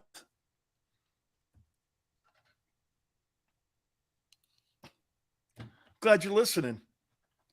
What more can I say? Hey, Greg. You should see Xander laughing. Xander laughs at it all. So you got all these podcaster guys now very upset with you. That's good, actually. That means it's because of you guys. What are you going to do? Hey, Dank. Very Italian. Thank you. What are you going to do? They're not going to do anything. Head coaches and quarterbacks win in football. We don't know if we have either. Kenzo, I think they're good enough. Michael goes, hate the show so much I come every day. Hey, Kenzo, you're going to win games. You're going to win games because of the two most important things you have on your team like you had in 17. You're dominant, I think, on both lines. I think you have the talent in the lines to keep you in every game. I don't think you can beat elite teams, though.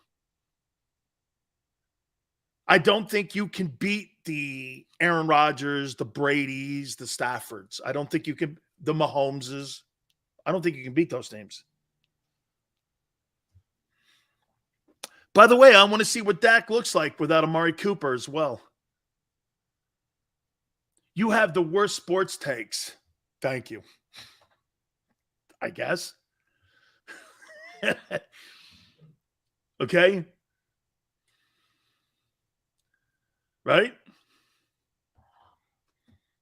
What? I have the worst sports takes. That your quarterback's mediocre? That's a bad sports take? Which one? What other one do you want?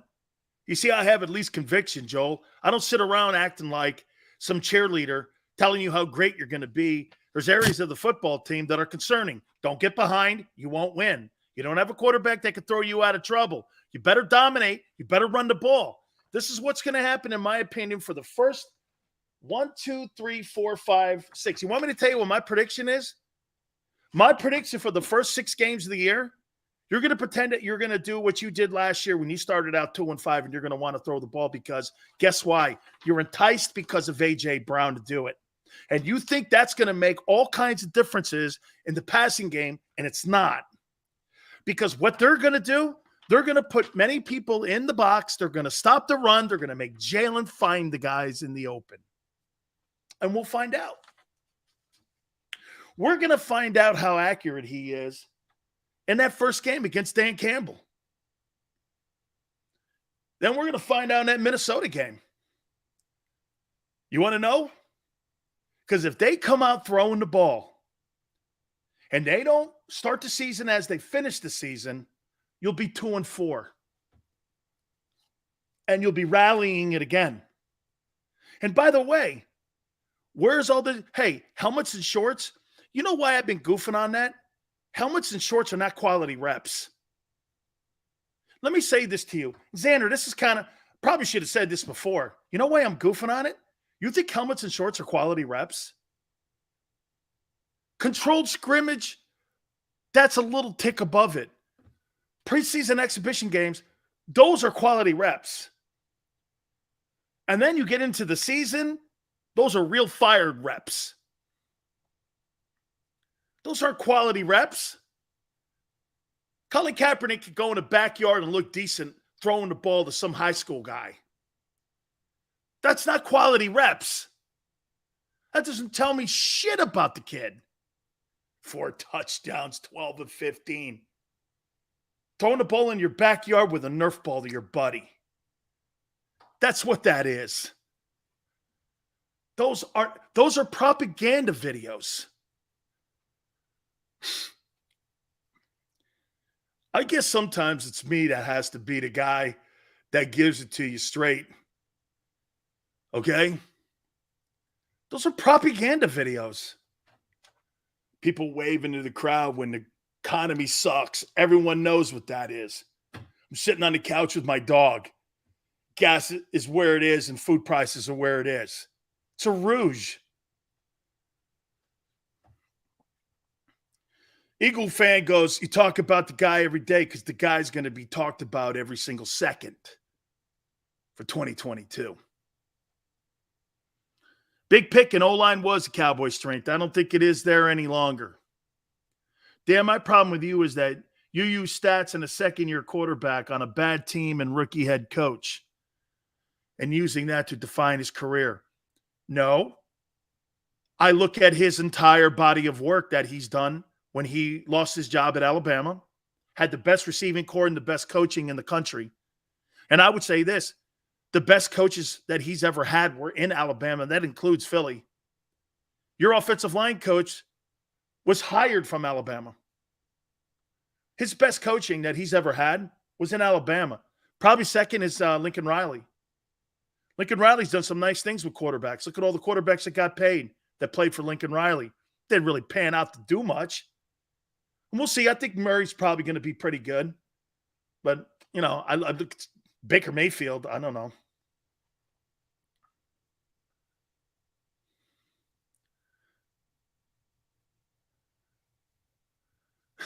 Dan, stop giving straight takes. Make them a little crooked. Okay.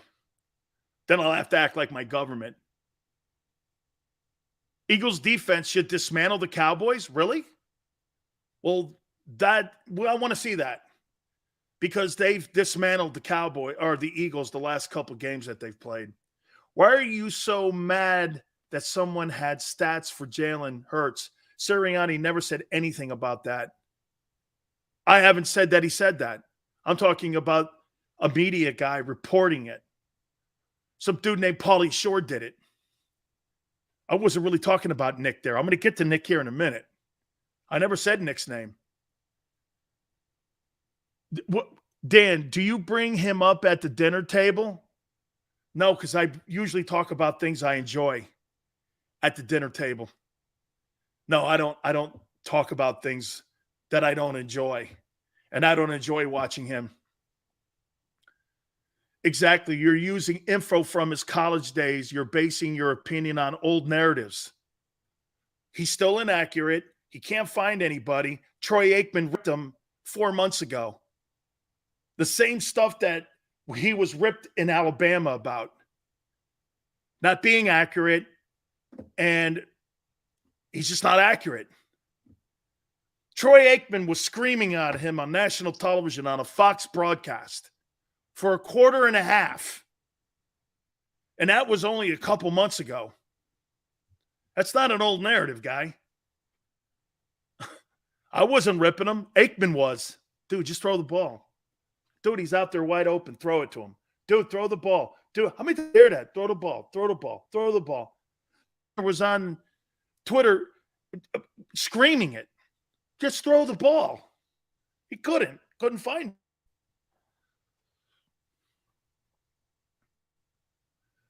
Baldinger told you that he didn't get coached hard until he got to Lincoln Riley. Are you under some guys that you think that those players at Alabama don't get coached hard?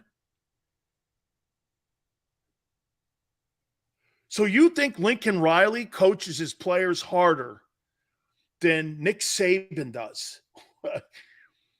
Lincoln Riley has done nothing compared to Nick Saban. Zero. Winning stupid Big 12 titles and getting trucked in semifinal games doesn't necessarily mean to me he's a good coach. Every time that guy gets into a significant game, Lincoln Riley, he gets destroyed because he can't recruit defensive guys. Nick recruits everybody, wideouts. He's got the best defensive player he's ever had in his entire coaching career in Will Anderson. By the way, Will Anderson would have went number 1 this year, and that kid's coming back. Dude, you can tell me all you want about Bryce Young. Will Anderson's the best player on that Bama team. Somebody asked me my Heisman favorite out of the gate. It's Will Anderson. Because I'm a defensive guy, I'm going to give him some love. I think he has the opportunity. 17 and a half sacks last year. The kid's a beast, man. What the hell are you talking about, Oklahoma? It's right. Well, he said that Lincoln Riley coached Hurts hard. Lincoln Riley? Lincoln Riley is a bum compared to Nick Saban. How he got that Southern Cal job? By the way, my opinion, he ran from that Oklahoma job. You know why? OU's going into the SEC. They'll be 7-5. 7-5. They're going to look like Vanderbilt once they get into that conference. Texas. Texas can't beat Kansas. And you're going to go into the SEC and beat A&M. Okay. Sure. Dan, why are you so mad at Elliott Shore Parks? I'm not mad at him. I love the fact that he's giving you statistics that don't matter. Just talking about things that those are the worst reps you get in practice. Throwing the air, helmets and shorts. They're not quality reps. They're reps more than they've done. But how are you going to get better when you're not playing your guys in the exhibition season? You're controlled scrimmages, and you're not really practicing against one another.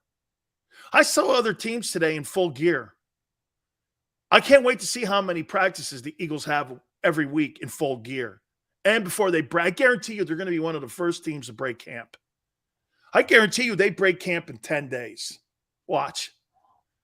And then you're going to tell me they got better because of 12 for 15 in helmets and shorts. They're not quality reps. Sorry. They're not. Yeah, but his spin changed. Saban was not Jalen's quarterback coach. Kiffin was. Okay. Kiffin was. Who hired Kiffin? Are you under some impression that Lane Kiffin doesn't coach his players hard? Well, that'd be a mistake too. I know Lane. I know his dad very well, Monty Kiffin. And if you think that guy doesn't coach his guys hard and doesn't get in their shit, you'd be wrong there too. Jalen Reagor had 2 touchdowns today. Holy cow. Is that great? And Dank, right, nobody's mad. Nobody's mad. You're mad at me because I'm talking truths. Yep, Riley bailed on Oklahoma and had to go to the West Coast. And now he's going to go to the weaker Big Ten. Watch this. If you take Ohio State out of the Big Ten, what do you have? A decent Michigan, an underachieving Penn State, and Iowa. And Wisconsin, I guess. When you go to the Southeastern Conference, winning the West, LSU, A&M, Bama, winning the West is almost as hard as winning the South. Winning the SEC is harder than winning the national championship. That's a fact. You know, the SEC champion was Bama. You know, Georgia can go around saying this, hey, you know, we're national champs. Yeah, but you didn't win the conference. What ring would you rather have? An SEC, a premier ring? Or some Copa ring? If you're in soccer. I don't know. I'd rather that Premier League, you know. SEC West. Saban got the top recruiting class every year before the nil era. Hurts had 8 drops. TDs, 3 called back. Whew. Wow. yesterday comparing Murray to Brady is like comparing Halle Berry to Martha Stewart. Thank you, Joseph. It's true. When did the Eagle fans start crowning players that haven't earned it? Oof. That's a great take. Hey, Kenzo, why are you giving Jalen all this love when he hasn't done shit yet? That's a great take. Why are you, if you're telling me Josh Allen hasn't won anything, or you're telling me Justin Herbert hasn't won anything, or Lamar Jackson hasn't won anything, even those guys are accomplished, why are you so high on Jalen? Because he's your guy? Okay, fair. Why are you high on him? If you're talking shit on Kirk Cousins, who's thrown for over 4,000 yards in 6 of the last 7 years, and you're telling me that he's no good and he's a bum, and you're talking about Jalen, why are you crowning him anything? What, because he's a good dude and he shows up on time to work?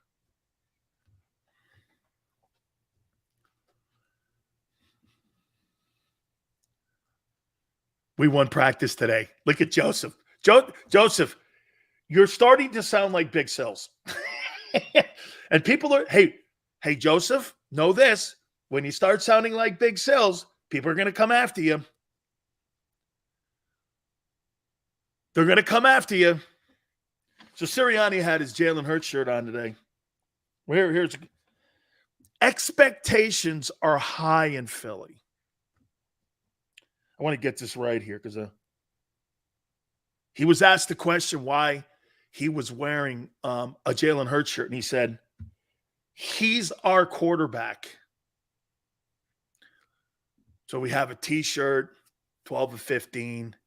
Jesus criminy, man. The propaganda's high. So we have a coach wearing a Jalen Hurts shirt. You got a reporter for the flagship station of the Eagles giving you statistics that don't matter today. I mean, I don't know how you don't look at this as propaganda. Dude, let's get to September and let's get to the games. Let's not let people try to convince you before you see it. All I'm here to tell you guys, temper it. Let's let it happen. Watch this. All kidding aside, I think it's going to be a successful season. But there's a lot of variables to this. The quarterback, the coach, the DC, health, rotation. How are they playing these new guys? Okay? Just giving me 12 of 15, throwing in helmets and shorts. Hearing even our very own John McMullen look great today. Pass in the back of the end zone, over the shoulder. Only place you could catch it. Well, let me see that at Ford Field. Let me see that at Ford Field with 2 minutes left and a half. Then we start going, dude, that's you don't get kudos for going and being perfect in practice. It's the NFL. You better be perfect. But the coach is wearing shirts, our quarterback. I wonder if Sean McDermott's got an our quarterback shirt on for Josh Allen. Or if Todd Bowles has a shirt, Tom Brady's my guy. Wait. I guess the shirt's being worn in case you didn't know it. I wonder if Andy Reid's wearing that shirt. Hey, Patrick Mahomes is my guy.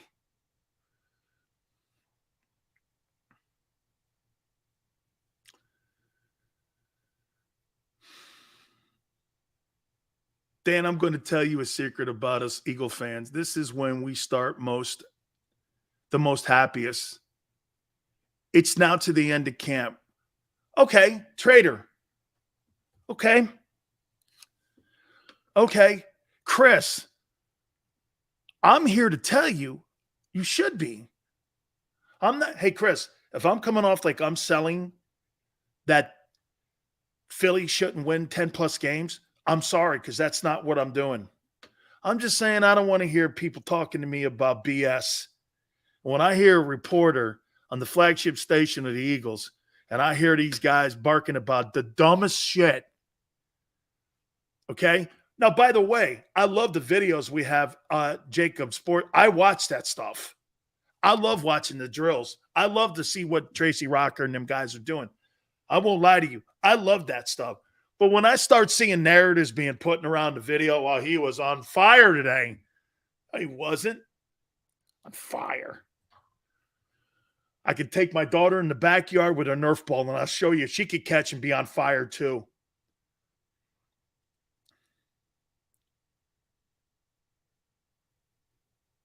I'm not shitting on, absolutely not. Absolutely not. Absolutely not.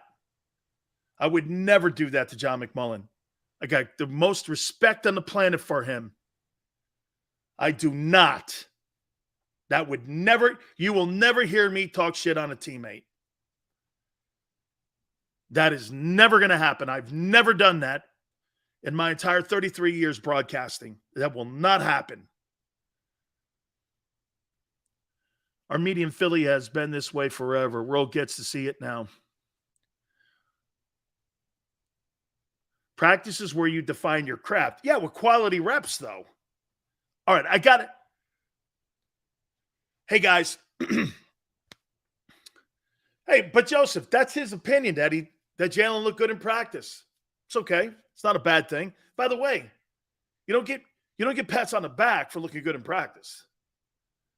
It's the NFL. I mean, if a guy's talking about if he's talking about junior football league or high school football and stuff like that, the guy doesn't, you know what I mean? I mean, then you give him a pat on the back or a pat on the head and you tell him, come on, guy, we got to do it again. Okay? But when you're in the NFL, should be perfect. All right, hour 2. Don't forget, 5:30 Eastern time, our dear friend Meryl Reese. I cannot wait to talk. He's got to be so amped up about this coming season. He has seen it all. Do me a favor. Please hit the like button. Hour 3. Keep it here on the National Football Show. Go for the polls and the pools. Go for the oohs and the ahs. Go for the bubbles and the bubbly. Go for the story and the stories. Go for the win. Go to Ocean Casino Resort. Book your trip at theoceanac.com. Action News at 11 with Rick Williams. It's the team you trust to bring it all together. The stories that impact your community. A sports roundup for the locals. And the AccuWeather forecast you depend on. Action News at 11 with Rick Williams.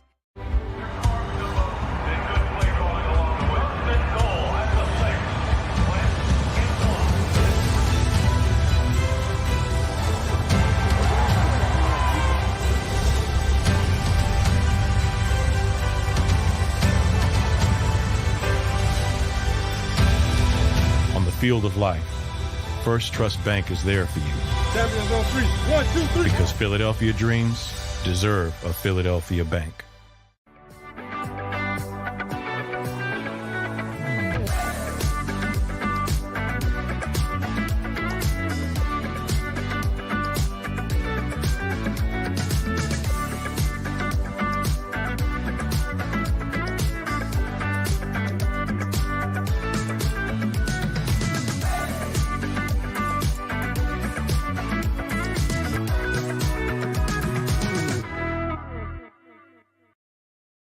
At Stateside Vodka, every new customer gets the world's best rocks glass. Free. What's that? A rocks glass? You're telling me that bottle is cut in half? You could say that. Holy shit. And you're telling me I can get one of these glasses for free? That's right. 1 free rocks glass per customer with each first-time purchase of Stateside Vodka. So good, it just disappears.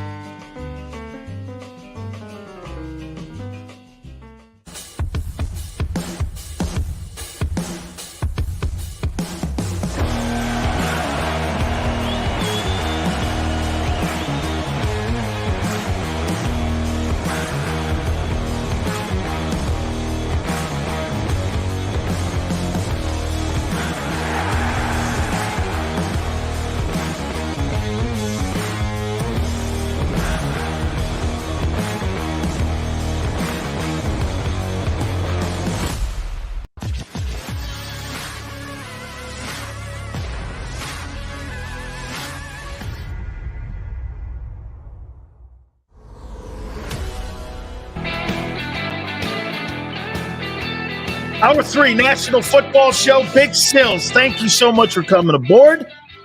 The legendary voice of the Philadelphia Eagles, Meryl Reese, will be with us at 5:30 Eastern Time. I hope you'll stick around. Please hit that like button. See Jerry Jones's State of the Union yesterday? Where's Mike McCarthy? Why in the world would the owner of the Cowboys undermine his head coach day one of training camp? Jerry Jones right there shows you what's wrong with that franchise and why they'll never win a Super Bowl as long as Jerry's alive. Never do it without Jimmy. He'll be 80 years old in October. If this guy was so brilliant of a general manager when Jimmy Johnson was around, why didn't he do it again? You know, he's never replaced Jimmy. He replaced Aikman. He replaced Emmett. He replaced Irvin. He replaced that defense they had back in the day, but he's never been able to replace Jimmy. Even with Parcells, he's never been able to replace him. Okay? Never. And he's going to go to the man upstairs knowing that the only reason that he has 3 Super Bowl championships is because of Jimmy Johnson.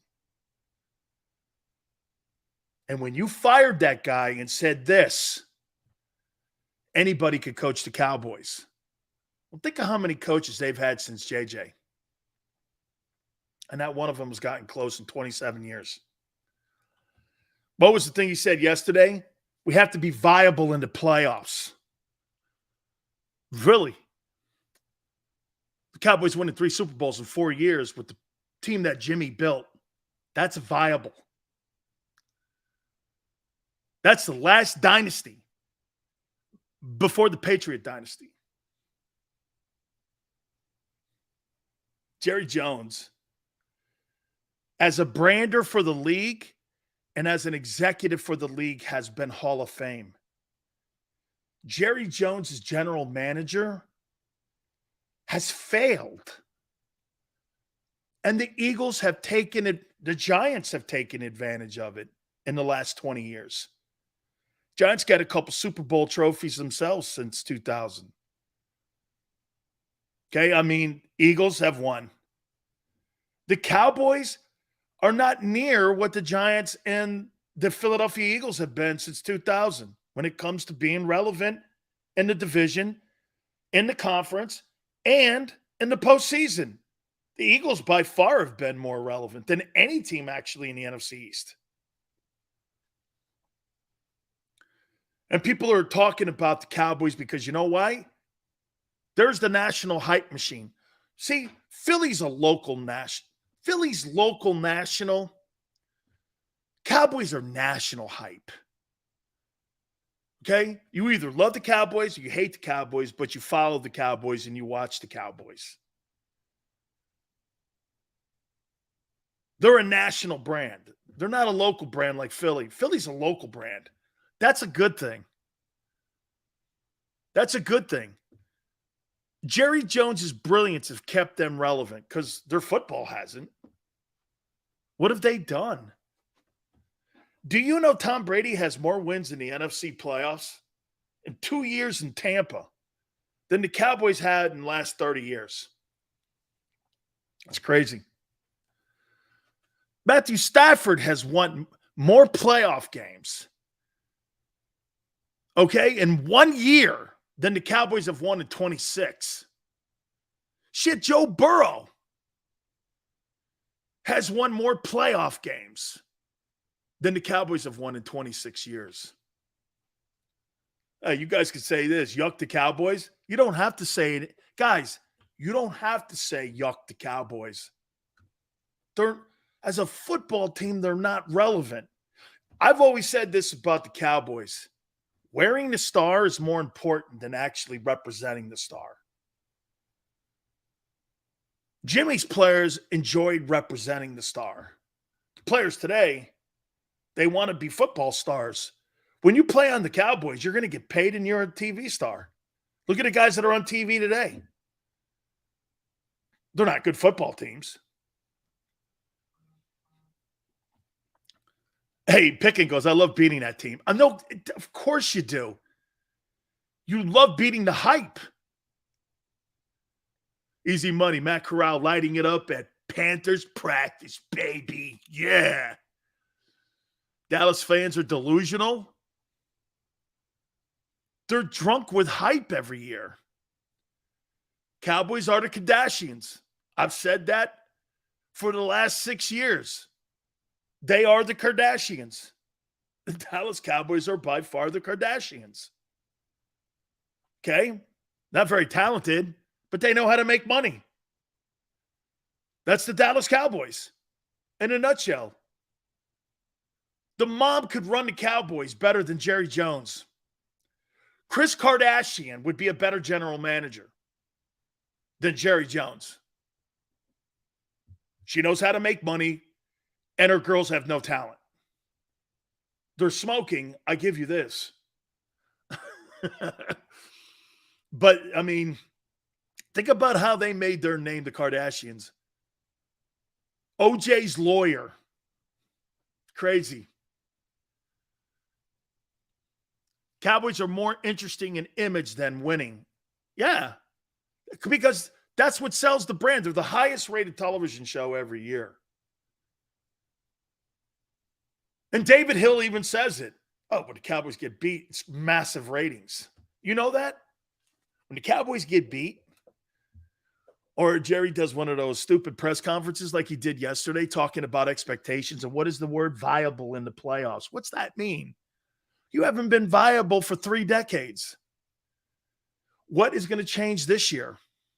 Your depleted O-line, losing Randy Gregory and Amari Cooper, squeeze against the salary cap the way you've been. Eagles now starting to catch you and run up on you now. Eagles closing the gap. Why in the world would I sit here and go, the Cowboys are going to be formidable this year? Right? However, it's a great watch because, here, remember something.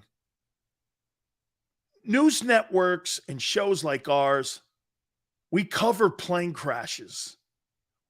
We don't cover plane landings. We love watching the train wreck, Tyson biting the ear. You don't cover Tim Duncan. You cover Shaquille and Kobe bitching because it sells. You covered the Deshaun Watson case, not Russell Wilson. It's not interesting. That's our media today. We cover train wrecks. Dallas is a train wreck waiting to happen. Every year the Cowboys set sail like the Titanic. But in this story, you and me know that they're going to hit an iceberg somewhere. Okay? But the problem is the fans won't jump off. They go down with the ship every year. It's the story every year. It's like Groundhog Day for the Cowboys. It's Groundhog Day / the Titanic every year with Dallas. You know they're going to hit the iceberg. You know it. There's nothing that in my soul says, well, they're going to not hit the iceberg. And what's sad about this, you know the ending. At least the Titanic and the people on the Titanic didn't know it. I mean, I watching the Cowboy train wreck every year, it's classically great TV. Jimmy Garoppolo goes in and beats you. Jesus. And now he's fired from San Francisco. And you paid a guy $42 million, and Garoppolo makes half the money. And he whooped you in your own building. Wow. Flex says the talent is there in Dallas, though. It's the coaching. Of course, it's the coaching. When your owner comes out as the first face that the media sees and not the head coach, You undermine your head coach right out of the gate.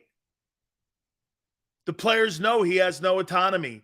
You want to know when people say that comment to me all the time about game managing quarterback. What do you think Mike McCarthy is? You know what Mike McCarthy is? Mike McCarthy is a librarian.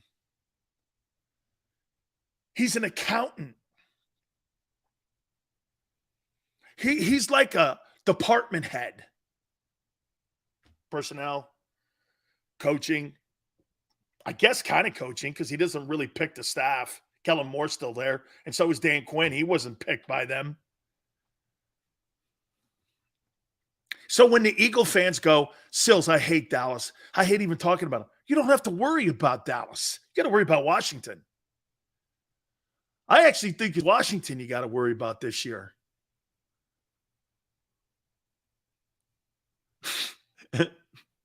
Hey, Xander, look at Joseph.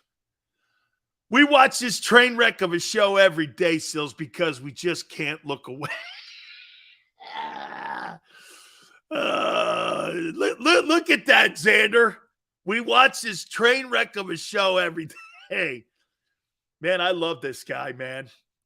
This guy here, I like this guy. Yeah. Hey, Eagle fans, you getting worried about the Cowboys? You ain't got to worry about them. I know you want to beat them. You got to beat them. You got to beat the Cowboys. But don't worry about them. You know? Don't worry about those guys. They'll shoot themselves in the foot. They'll do something stupid like they always do. Yeah, worry about Washington. Washington actually has Antonio Gibson, can run the ball. Their O-line's improved. Their quarterback play is going to be better. They got the kid from Penn State to go along the side of Terry McLaurin. Their defense is getting Chase Young back. They got Jonathan Allen in the middle. Their linebacking play is pretty good. And they got guys in the secondary. And you got the best coach in the division. I don't know. I like Scott Turner. I think he's a good OC, and I think that Jack Del Rio's a good DC. D-line's great in Washington. I think Wentz is going to have a great year this year. I do.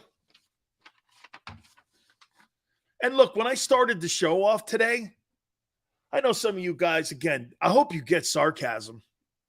I know some of you don't, because you're not allowed to have that today in media. You know, you're not really allowed to do that, having sarcasm. Because people like the internet assassins take that and go, well, you know, this guy really said this about this guy. Called him a ham sandwich. Whatever. Commanders will not run on the Eagles. Oh, I don't think you're sweeping them this year. I don't. I think you're splitting with them. I think you're sweeping the Giants. And I think you're getting beat twice by Dallas this year. What does that mean? Hey, I know that may not be something you want to hear. Let's see. Giants, you sweep. You better sweep. You didn't last year. Washington, I think you split. Dallas, I think you're 0-2. 3-3 in the division. That's what I think you are. It's all right. I think you're 3-3 in the division. 49ers are saying, get Jimmy off my team. Wake up. I know, it's dumb. Eagles need to be over 500 against the NFC East. Yeah, well, look, and by the way, when I say this, hey, Yale, when I say this about Dallas, I don't think those games are going to be runaway games like they have been. Okay? I don't think they're going to be runaway games. I think these games are going to be really close and really contested. And that's where you're going to see the improvement in the Eagles, is that you're closing the gap on Dallas. I think you've closed the gap on Dallas, but I don't know so much as your quarterback is not near as good as Dak. Sileo, go take your meds. Wait a minute, gaming. When's the last time you beat the Cowboys? Can you guys tell me? Oh, that's got to be when Dak was hurt. When's the last time you beat Dak? When's the last time you guys beat Dak? Can you tell me? Does anyone know that? When's the last time the Eagles beat Dak Prescott? And I'm not talking about the year Dak was out. When's the last time you beat Dak?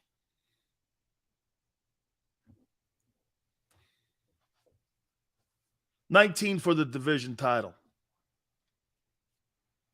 Okay, 4 years ago. Okay. 4 years ago.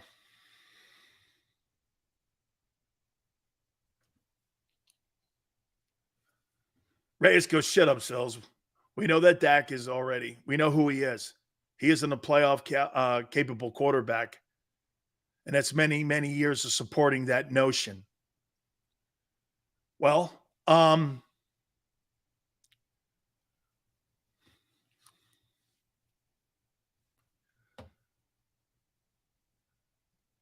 you think that's an organizational thing? They've sucked for 30 years. Think that's a Dak thing? They've sucked for 30 years. Don't you think that's more coaching? I mean, last 30 years, Dak's been there like what, 7 years now? Easy money. Absolutely. Got to beat Dallas.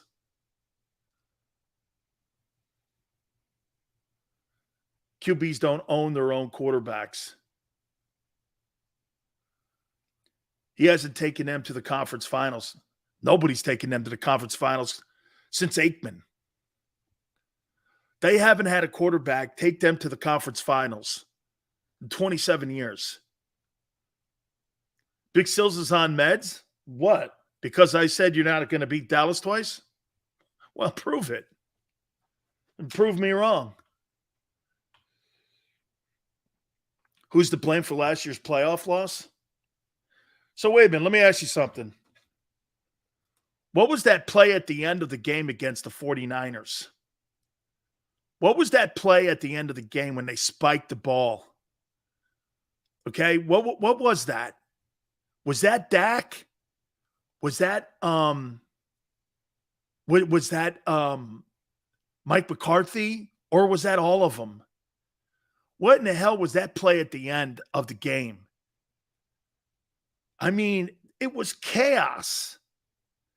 You had no understanding of a 2-minute drill. You didn't even give yourself a chance for a throw into the end zone where you may have gotten a pass interference play and you may have been able to get the ball in the end zone. You're at home. You may get that call at home. Okay? What in the hell was that at the end of the Cowboy game last year versus the 49ers? Man, you can't have that. You can't. When you're a quarterback and an experienced quarterback like that, you got to understand 2-minute drills going into a half, 2-minute drills going into the end of ball games. And when you're making chaotic calls like that, like Mike McCarthy did, Mike McCarthy gave his team no chance at all at least getting a pass interference at the end of that playoff game. The Dallas Cowboys are the Kardashians, one more time, of the NFL. Okay? They have they're the Kardashians. The football team doesn't know, again, and hasn't won anything in 30 years. 30 years since Jimmy Johnson. The football team will not win as long as Jerry is still running that thing because he thinks he's smarter than everybody else. Let's get to let me say this to you here. So this week we've had them all on here, man. We've had Gary Cobb on Monday. Brian Westbrook was with us yesterday, and on Thursday we're going to have Mike Missinelli, and we're going to have Keith Jackson on Friday. So it's training camp time. And the only guy that I can think of that has covered pretty much for the last 50 years, the Philadelphia Eagles. This has got to be one of the most hyped years in Eagle history. Let's bring on the golden voice of the Philadelphia Eagles and the legendary voice, our friend Meryl Reese. He joins us now. Meryl, I don't know about you, but did you like my comparison on the Cowboys? They're the Kardashians of today. It's interesting, that's for sure. Meryl, the hype on this team, man, are you comfortable with it? I don't pay attention to it. I honestly don't. I think it's great that everybody's excited about this team. It's easy to understand why they're excited about this team. However, you can go back to 2017 when they won the Super Bowl, and there was none of this kind of hype going into that season. Listen, I'm excited. I love what they did. I think that Howie Roseman did a great job in the draft. I think he filled a lot of spots that needed to be filled. However, I've used this expression with you before, Dan, and it is the fact that the NFL is a war of attrition. And a lot of things can happen between the time they open the season in Detroit and the time they conclude that season. It happens on the injury front. It happens with players who outperform their expectations. There are players who you expect a lot from, and they have underwhelming performances. So there are so many things that can happen that I'm not about to start using those two words, Super Bowl, or one word, whatever it is, right now. I'll wait and see. You know, Meryl, I brought this up with Seth Joyner last week, and just your take on it, because you've seen so many different rosters over the years. You know, I was explaining to everyone here that when you bring in a lot of new faces, and I was using language as a barometer here, like you bring in a guy like a James Bradbury, you bring him in, he knows French. You bring in Hassan Reddick, he knows Portuguese. You bring in this particular player, he knows German. My point is that the terminology and every different system has different techniques, has different systems. Do you concern yourself, Meryl, that there are a lot of new faces, especially on the defensive side of the ball, that, again, I mean, with the limited practice time that they're getting, new faces, the expectations we need, like you said, to kind of ramp them down a little bit, because it's going to take a time for these guys to gel. I'd be more concerned, Dan, if those new faces were on the offensive side of the ball, with the exception of A.J. Brown. I think defense is aggression. I think defense can be taught very, very quickly. And I think it's something that can be taken care of in the course of training camp in September, which is really what the preseason used to be. So I think the defense is going to be instantly better. That's not a big problem. What I like is the fact that Jalen Hurts mentioned today that this is the first time that he's been coached by the same offensive coach for 2 years in a row since going back to his high school days. I mean, he's had different offensive coordinators for 5 different years, and that's tough. But he feels comfortable now. I like the fact that to me is more important, that the quarterback be comfortable and know the system. And I think you're going to see a great gain in what he is able to do.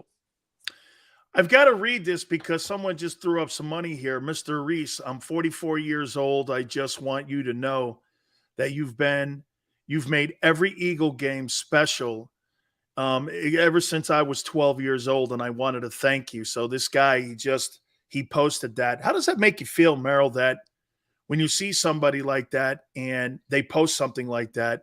I know it makes you probably feel old, but it's got to really be something that you're the voice that kids grew up with, you know, watching and listening to Eagle games. Yeah, but they're the fans that I was broadcasting to every week. And when you're in that broadcast booth and you hear that stadium vibrate and you hear that tremendous roar and you see how much they love that football team, it just propels you. So it's great to hear, and I certainly appreciate it. But I thank the fans. It's back at you because you inspire all of us. The impact that A.J. Brown has, you think, on Dallas Goedert and also on Devontae Smith, who do you think he has the bigger impact on this year in this offense? Probably Devontae Smith, because first and foremost, he's a wide receiver.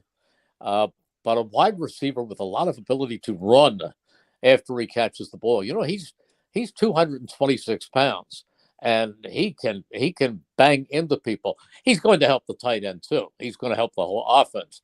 But I think if you say he will take some of the pressure, they're not going to be able to double up or triple team Devontae Smith the way they did at times last year.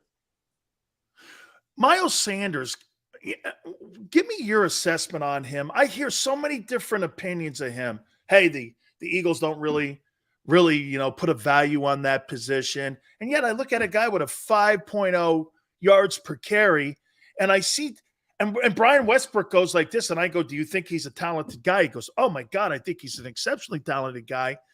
But for you, Meryl, I mean, it just seems that he's spoken of as just another guy. You know what I'm saying? I mean, your assessment on Miles Sanders. Well, he's a second-round draft choice who has played like a first-round draft choice. I don't have any question about the talent and the explosiveness of Miles Sanders. I think he's a special back. I have one reservation, and that goes back to the old Buddy Ryan adage that durability is as important as ability, and he has missed a lot of time with nagging injuries. He's healthy right now, but he has to be able to stay on the field. Meryl, I would make this comment, and please tell me if you think I'm wrong. I mean, one of the things, if you want to help Jalen Hurts this year and you want to help Jalen Hurts start to increase as a quarterback in people's eyes, and also you want to see him develop into the player that we think he can be, they've got to improve their screen game. Backs have to be more effective on catching the ball. I mean, the one thing that Brady has and the one thing that Aaron Rodgers has, Aaron Rodgers is two backs, A.J. Dillon and Aaron Jones. They had almost 90 catches last year. Improving on the short game, helps the perimeter game. It helps play action. Do you agree that the backs that the Eagles have, that's got to be a point where they work on so that they can help the offense? Asking Jalen Hurts, Merrill, just to throw out patterns and seam routes, you're not going to have a high completion percentage if you're not going to be able to get a good screen game going. Brady made a living on that. Yeah, and there's no reason why they shouldn't have a good screen game. Sanders was not the receiver last year, but he has those skills. Both Boston Scott and Kenneth Gainwell are good catchers of the football. So they ought to be able to use the screen game to their advantage this year. And you add to the fact that they just have a terrific offensive line. You set up that screen game, and Jason Kelce gets downfield like nobody's business, picking off tacklers. So it certainly can work. You know what? And Merrill, covering the team now, I thought Kevin Mawai was a guy that got down the field on second levels, and I thought he was maybe the best center I'd seen probably since Ray Donaldson and maybe even Dwight Stevenson. But when you watch Kelce get down the field and you watch him get to third level stuff at year 12, he's clearly one of the best centers that I've ever seen play the position. So, I mean, there's no question. He's got to be one of the best O-linemen you've ever seen play there in Philly. Oh, he is. He is. He's probably the best center I've ever seen. As a broadcaster, I mean, you want to go back 100 years and talk about one of the greatest Eagles of all time, Chuck Bednarik, who was the prototypical center and a Hall of Famer. But I don't think it's fair to go back to 1948 through 1960. That's a completely different era. But of the let's say the post 1980 era, where Guy Morris was the center for that team, Jason Kelce is by far the best, by far. Well, just so you know, my uncle's Robustelli, right? And I asked Concrete years ago, I go, so what did you tell Gifford when you were standing over him after he knocked you out? And I didn't realize how salty Concrete was, okay? So he goes, Sills, I told him this effing game is over. And he did this live on the air, and I'm like, he is by far – I had that picture in my bedroom of him standing over Gifford, and every time Gifford would come over and see that, he'd go, oh, my God. And I mean, just truly one of the greatest Giants of all time. Let me take you over to the head coach, Nick Sirianni. Had a Jalen Hurts shirt on today, talking about, hey, here's my quarterback. What are you making, Nick? Trying to make a little personality for himself. I like how the players gravitate to him too. You know, that's Nick. He doesn't try to be anybody other than who he is, and he's a guy with a lot of personality. He's a guy who relates well to the players. He's a young, enthusiastic coach. There are areas this year where he will continue to grow with experience, but Nick is himself, and I like that. He doesn't try to be, Joe Cool. If he's excited about something, you see it. And he's very, very conscious of what the players think. He wants the players to be on board with everything, and he knows how to motivate them. That's very important. Meryl, do you agree? And I said this here's the schedule. I wrote it down. I wrote out all the games this year. I don't care what anyone says. Got to beat Dallas. That's the benchmark for this team. Since the division title, I think 4 years ago, that's the last time they beat Dak Prescott. They've got to beat this football team here for this to be a successful year. I don't want to make it sound college, but that's your benchmark in this division, isn't it? You've got to beat this team. Sure. If you want the Eagles to be the best team in the division, they have to prove it. The team going into this season, who most people pick as first in the NFC East, is the Dallas Cowboys. So if you want to be the best, you've got to beat the best. I think it's a two-team race. Meryl, how many wins this year? 12, 13, 14? How many wins? I want Meryl Reese on record. How many wins? Okay. I will give you a win total if you will tell me who will be standing when the Eagles meet the Dallas Cowboys on December 24th. Give me 18 of the 22 people. Okay, so Meryl, you're asking me basically the same thing as this. Dan, I would rather give you projections on Powerball numbers than I would on loss total. I mean, are they a team capable of winning 11 or 12 games? On paper they are, but nobody plays this game on paper. Absolutely. Meryl, it is great to catch up with you. Thank you so much for doing this as always. I mean, hey, by the way, so are you going to be able to go on the road this year with the team? Yes. Are you looking forward to that? I am. Sure. I'd like to be there, except for Washington.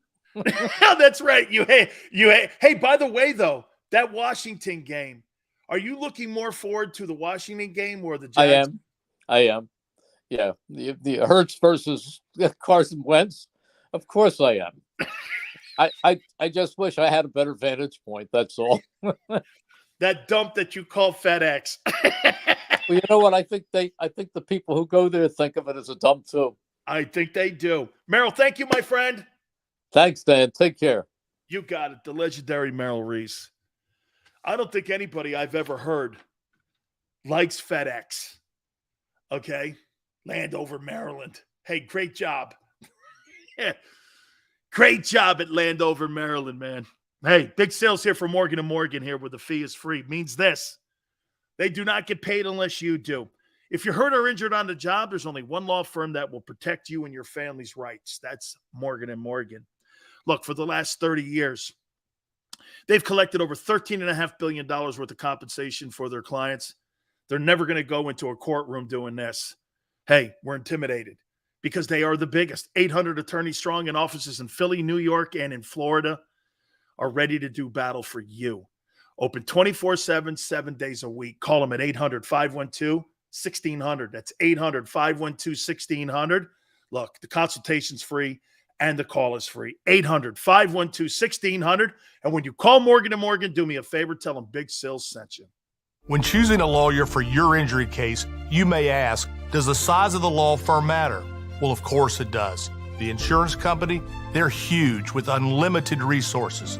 And whether your case is big or small, they're built to bully you out of the money you're owed.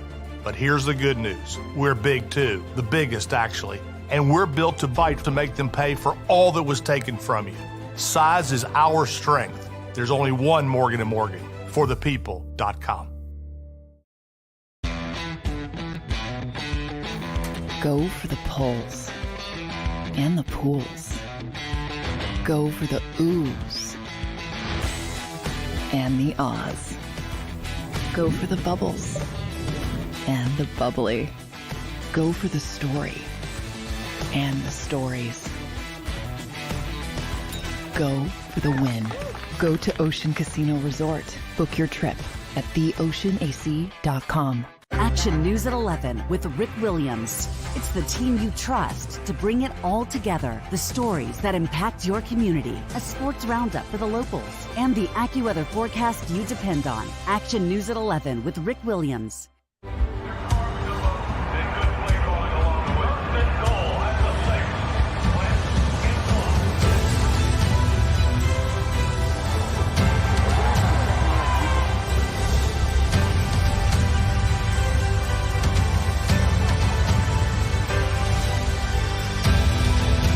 Field of life, First Trust Bank is there for you. Champions on 3. 1, 2, 3. Because Philadelphia dreams deserve a Philadelphia bank.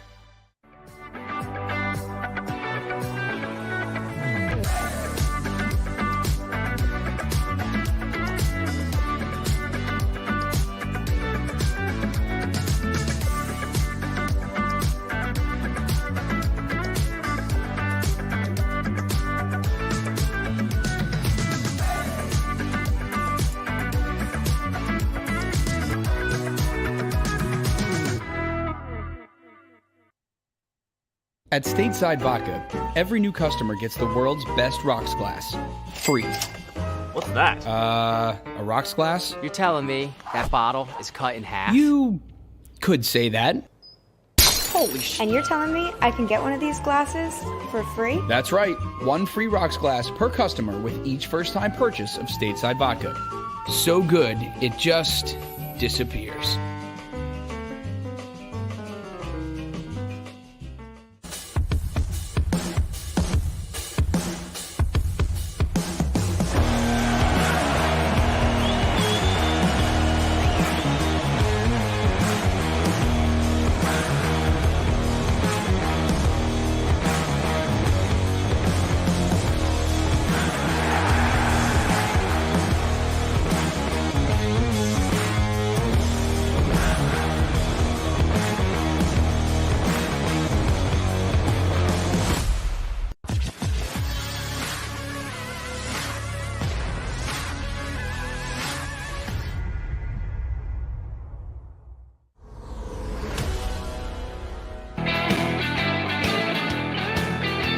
Of 15. Holy Jesus. Man, unbelievable. Big Sales, please hit the like button. Thank you guys so much for coming aboard. We really appreciate it. By the way, tomorrow, Mike Missinelli will be with us at 4:30 Eastern Time. We will talk to the legendary Philadelphia sports broadcaster and part of our post-game show, which you could check right here after every Eagle game. Can't wait to see that thing too. Mike is probably going to light Seth on fire a little bit, but Andy Gunn, I would think it's going to make for a great broadcast. So we look forward to that. So looking forward to Mike. I love what they're saying in Jacksonville about Doug Peterson. There's a professional in the building. Instead of that loser, Urban Meyer. Isn't it funny when you get a pro in the building, no matter what your company is, no matter who they are, you spot leadership right away, don't you? You know when a guy's a leader and he's not. You know when a guy commands a room. Doug commanded a room. Then again, Howie Roseman looked at Doug Peterson like he does linebackers and running backs. He thinks coaches are interchangeable. Isn't that funny about the Eagle organization? They look at coaches as interchangeable chess pieces. Andy Reid, Doug Peterson, two of the most successful coaches in the history of the franchise. Andy Reid, in my opinion, should still be coaching the Eagles. Like Don Shula. Okay? Andy's better today. Then again, Patrick Mahomes has probably lit a fire under his coaching ability, and it's probably made him a little bit more kick because he's got one of these revolutionary or generational, I should say, players like Mahomes. He didn't have that in Philly. Then again, whoever has that. I think the reason that Shula kept coaching is because he had Marino. Honestly, I think that's one of the reasons that kept Don Shula going. When you get a player like that, and then think about it, for instance, when you get a player like a Dan Marino or a Peyton Manning or a generational guy like that, and he lights a fire and you don't really come through, think about what that does to a coach. Don Shula had more success with Bob Greasy, who threw the ball 14 times, than he did with Dan Marino, who threw it 38 times a game. Some would say this, well, Marino was his best quarterback. Yeah, but his most accomplished quarterback was Bob Greasy. Right? Stan Humphries led the Chargers to the Super Bowl. Not Dan Fouts or Phillip Rivers or even Drew Brees. Okay? So it can happen. If Stan Humphries can do it, Jalen can do it. Andy Reid is a better coach today because of Mahomes. Okay? Still got the same play calling issues when it comes to 2-minute warnings going into halves and ending ball games. Still has that issue still. Not really ever gotten around that. Yale says, disagree. It was time to move on from Andy. I think Andy had too much stuff going on in his personal life with his kids, too. How Sills gets all these great guests on such a terrible show is beyond me. Yeah. I know. Isn't it crazy? How people like Ice Cube and everybody show up. Jimmy Johnson, Bruce Arians, Frank Reich, Joseph. It's crazy how all those guys show up. Tom Telesco. It's crazy, isn't it? George Foreman. Man. Herschel. I don't know how all these bums show up. I still don't get it. Same year, all quarterback taken. Why is Hurts the only quarterback that gets trashed? Trashed? What's your definition of trashed? That he's not elite? Is that trashing? I don't think he's terrible. I told you that. I never said he's terrible. I've never, I kid. But honestly, all kidding, I've never said that. I've never said that. Okay? George Foreman was great on the program, Seth. Hey, UFC 277, man. I love UFC. Hurts was the worst passer on throws over 20 yards. Of course he was. They don't help him out in the screen game, in the short passing game. The Eagles don't have one. That's really not on Jalen. Okay? That's really not on him. I think that's situational play calling and designing of plays and a game plan. I think that was coaching. And quite frankly, you don't have talented running backs that are versatile enough to be like Brian Westbrook. You need backs like Alvin Kamara in that offense. You know, I'd rather have a back who's more of a 600 or 700 yard rusher, but a guy who could get me 80 catches or 62 catches or something like that. Especially in an offense like this when you got two perimeter guys, Devontae Smith and an A.J. Brown. That's why I keep telling you guys, the team is built kind of it doesn't fit the quarterback. Look here, follow me. Who does this football team fit more? Tom Brady or Jalen Hurts? If Jalen Hurts went to the Bucs, I'd be like this. Those wide receivers would quit. Jalen Hurts is built for the Baltimore offense. Jalen Hurts is built for the Tennessee Titans offense.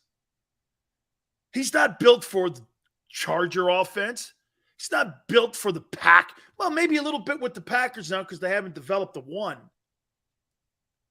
That's not hate, dude. It's reality. This team is built for a passer. He ain't it. Okay, Mike, that's fair too. Brady would be a better fit in any offense. There's nothing wrong with that. Oh, I do think, too, it's a big year for Lamar. I do, too. I agree. Hey, he's got to come from behind. You can't call it what you want. I call it hating. Sure.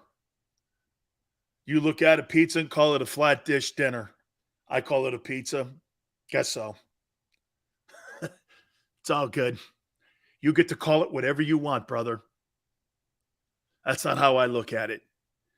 And if it's landing there for you, that's a you thing. Get Kevin Hart on the show? I don't think I know Kevin. I know Marlon Wayans. I'm friends with Marlon Wayans. He's looking at $250 million contract. I know.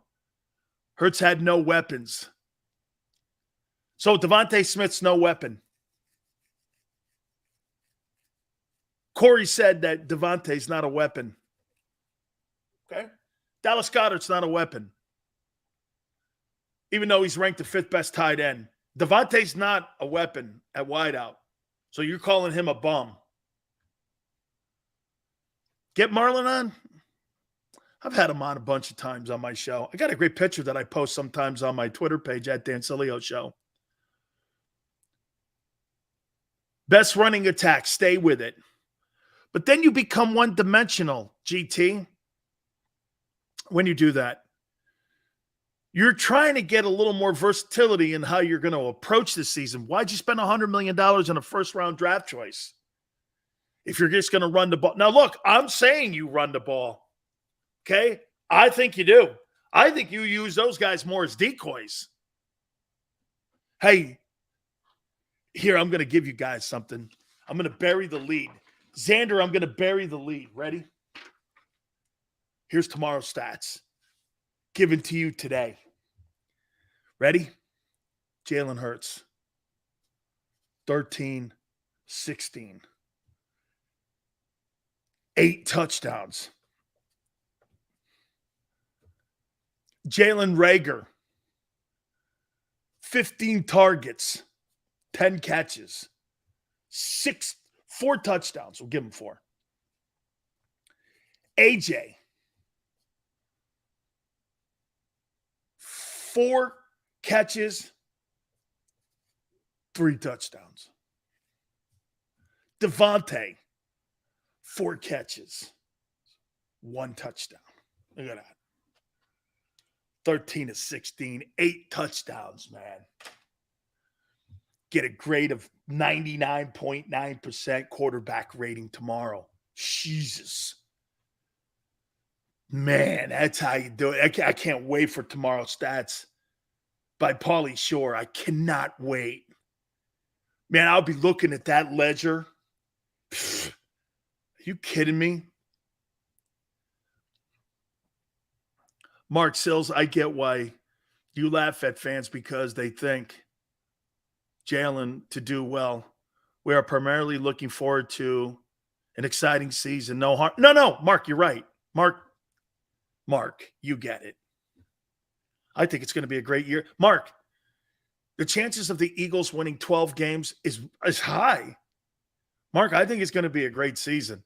Don't talk to me about 4,200 yards and 33 touchdowns. Okay, that ain't happening.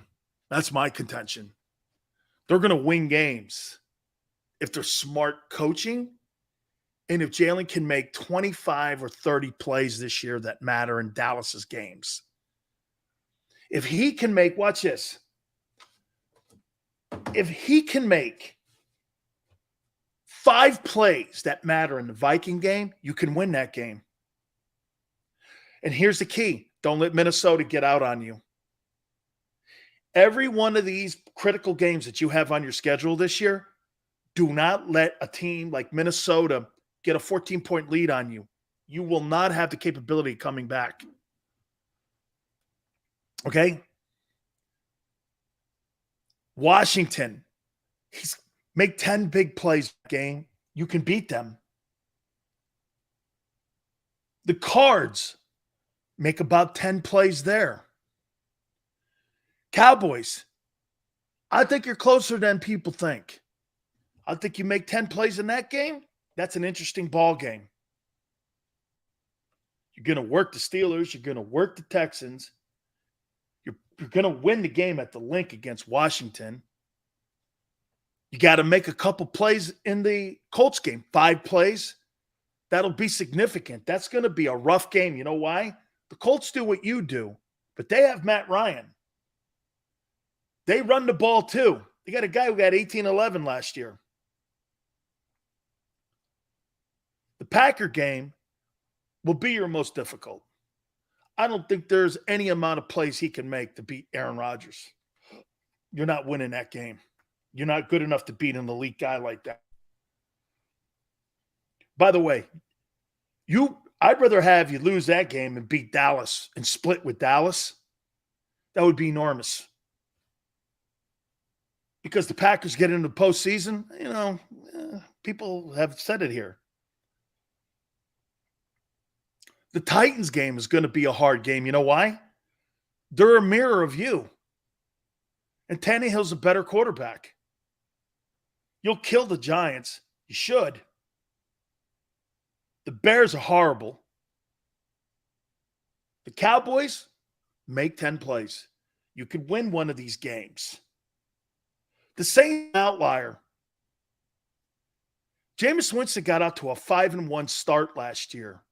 Okay? He got out to a 5-1 start. Actually had a higher quarterback rating than Tom Brady did last year before he got injured. Now, look, here's the deal, though. You got Dennis Allen as the head coach and not Sean Payton. That's different.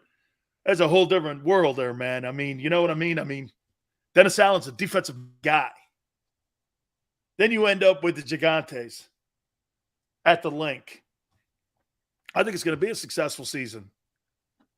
Laughing my ass off. 3,000 pass, 25 TD, 900 rushing. Jalen will have 38 to 4,300 yards, John says. 17 games? I don't know. 3,800? We'll see. That could be somewhere in there, close to that number. Eagles are the best fans in the world. Guy, preseason means nothing. Detroit went undefeated in the preseason. Talking about practice.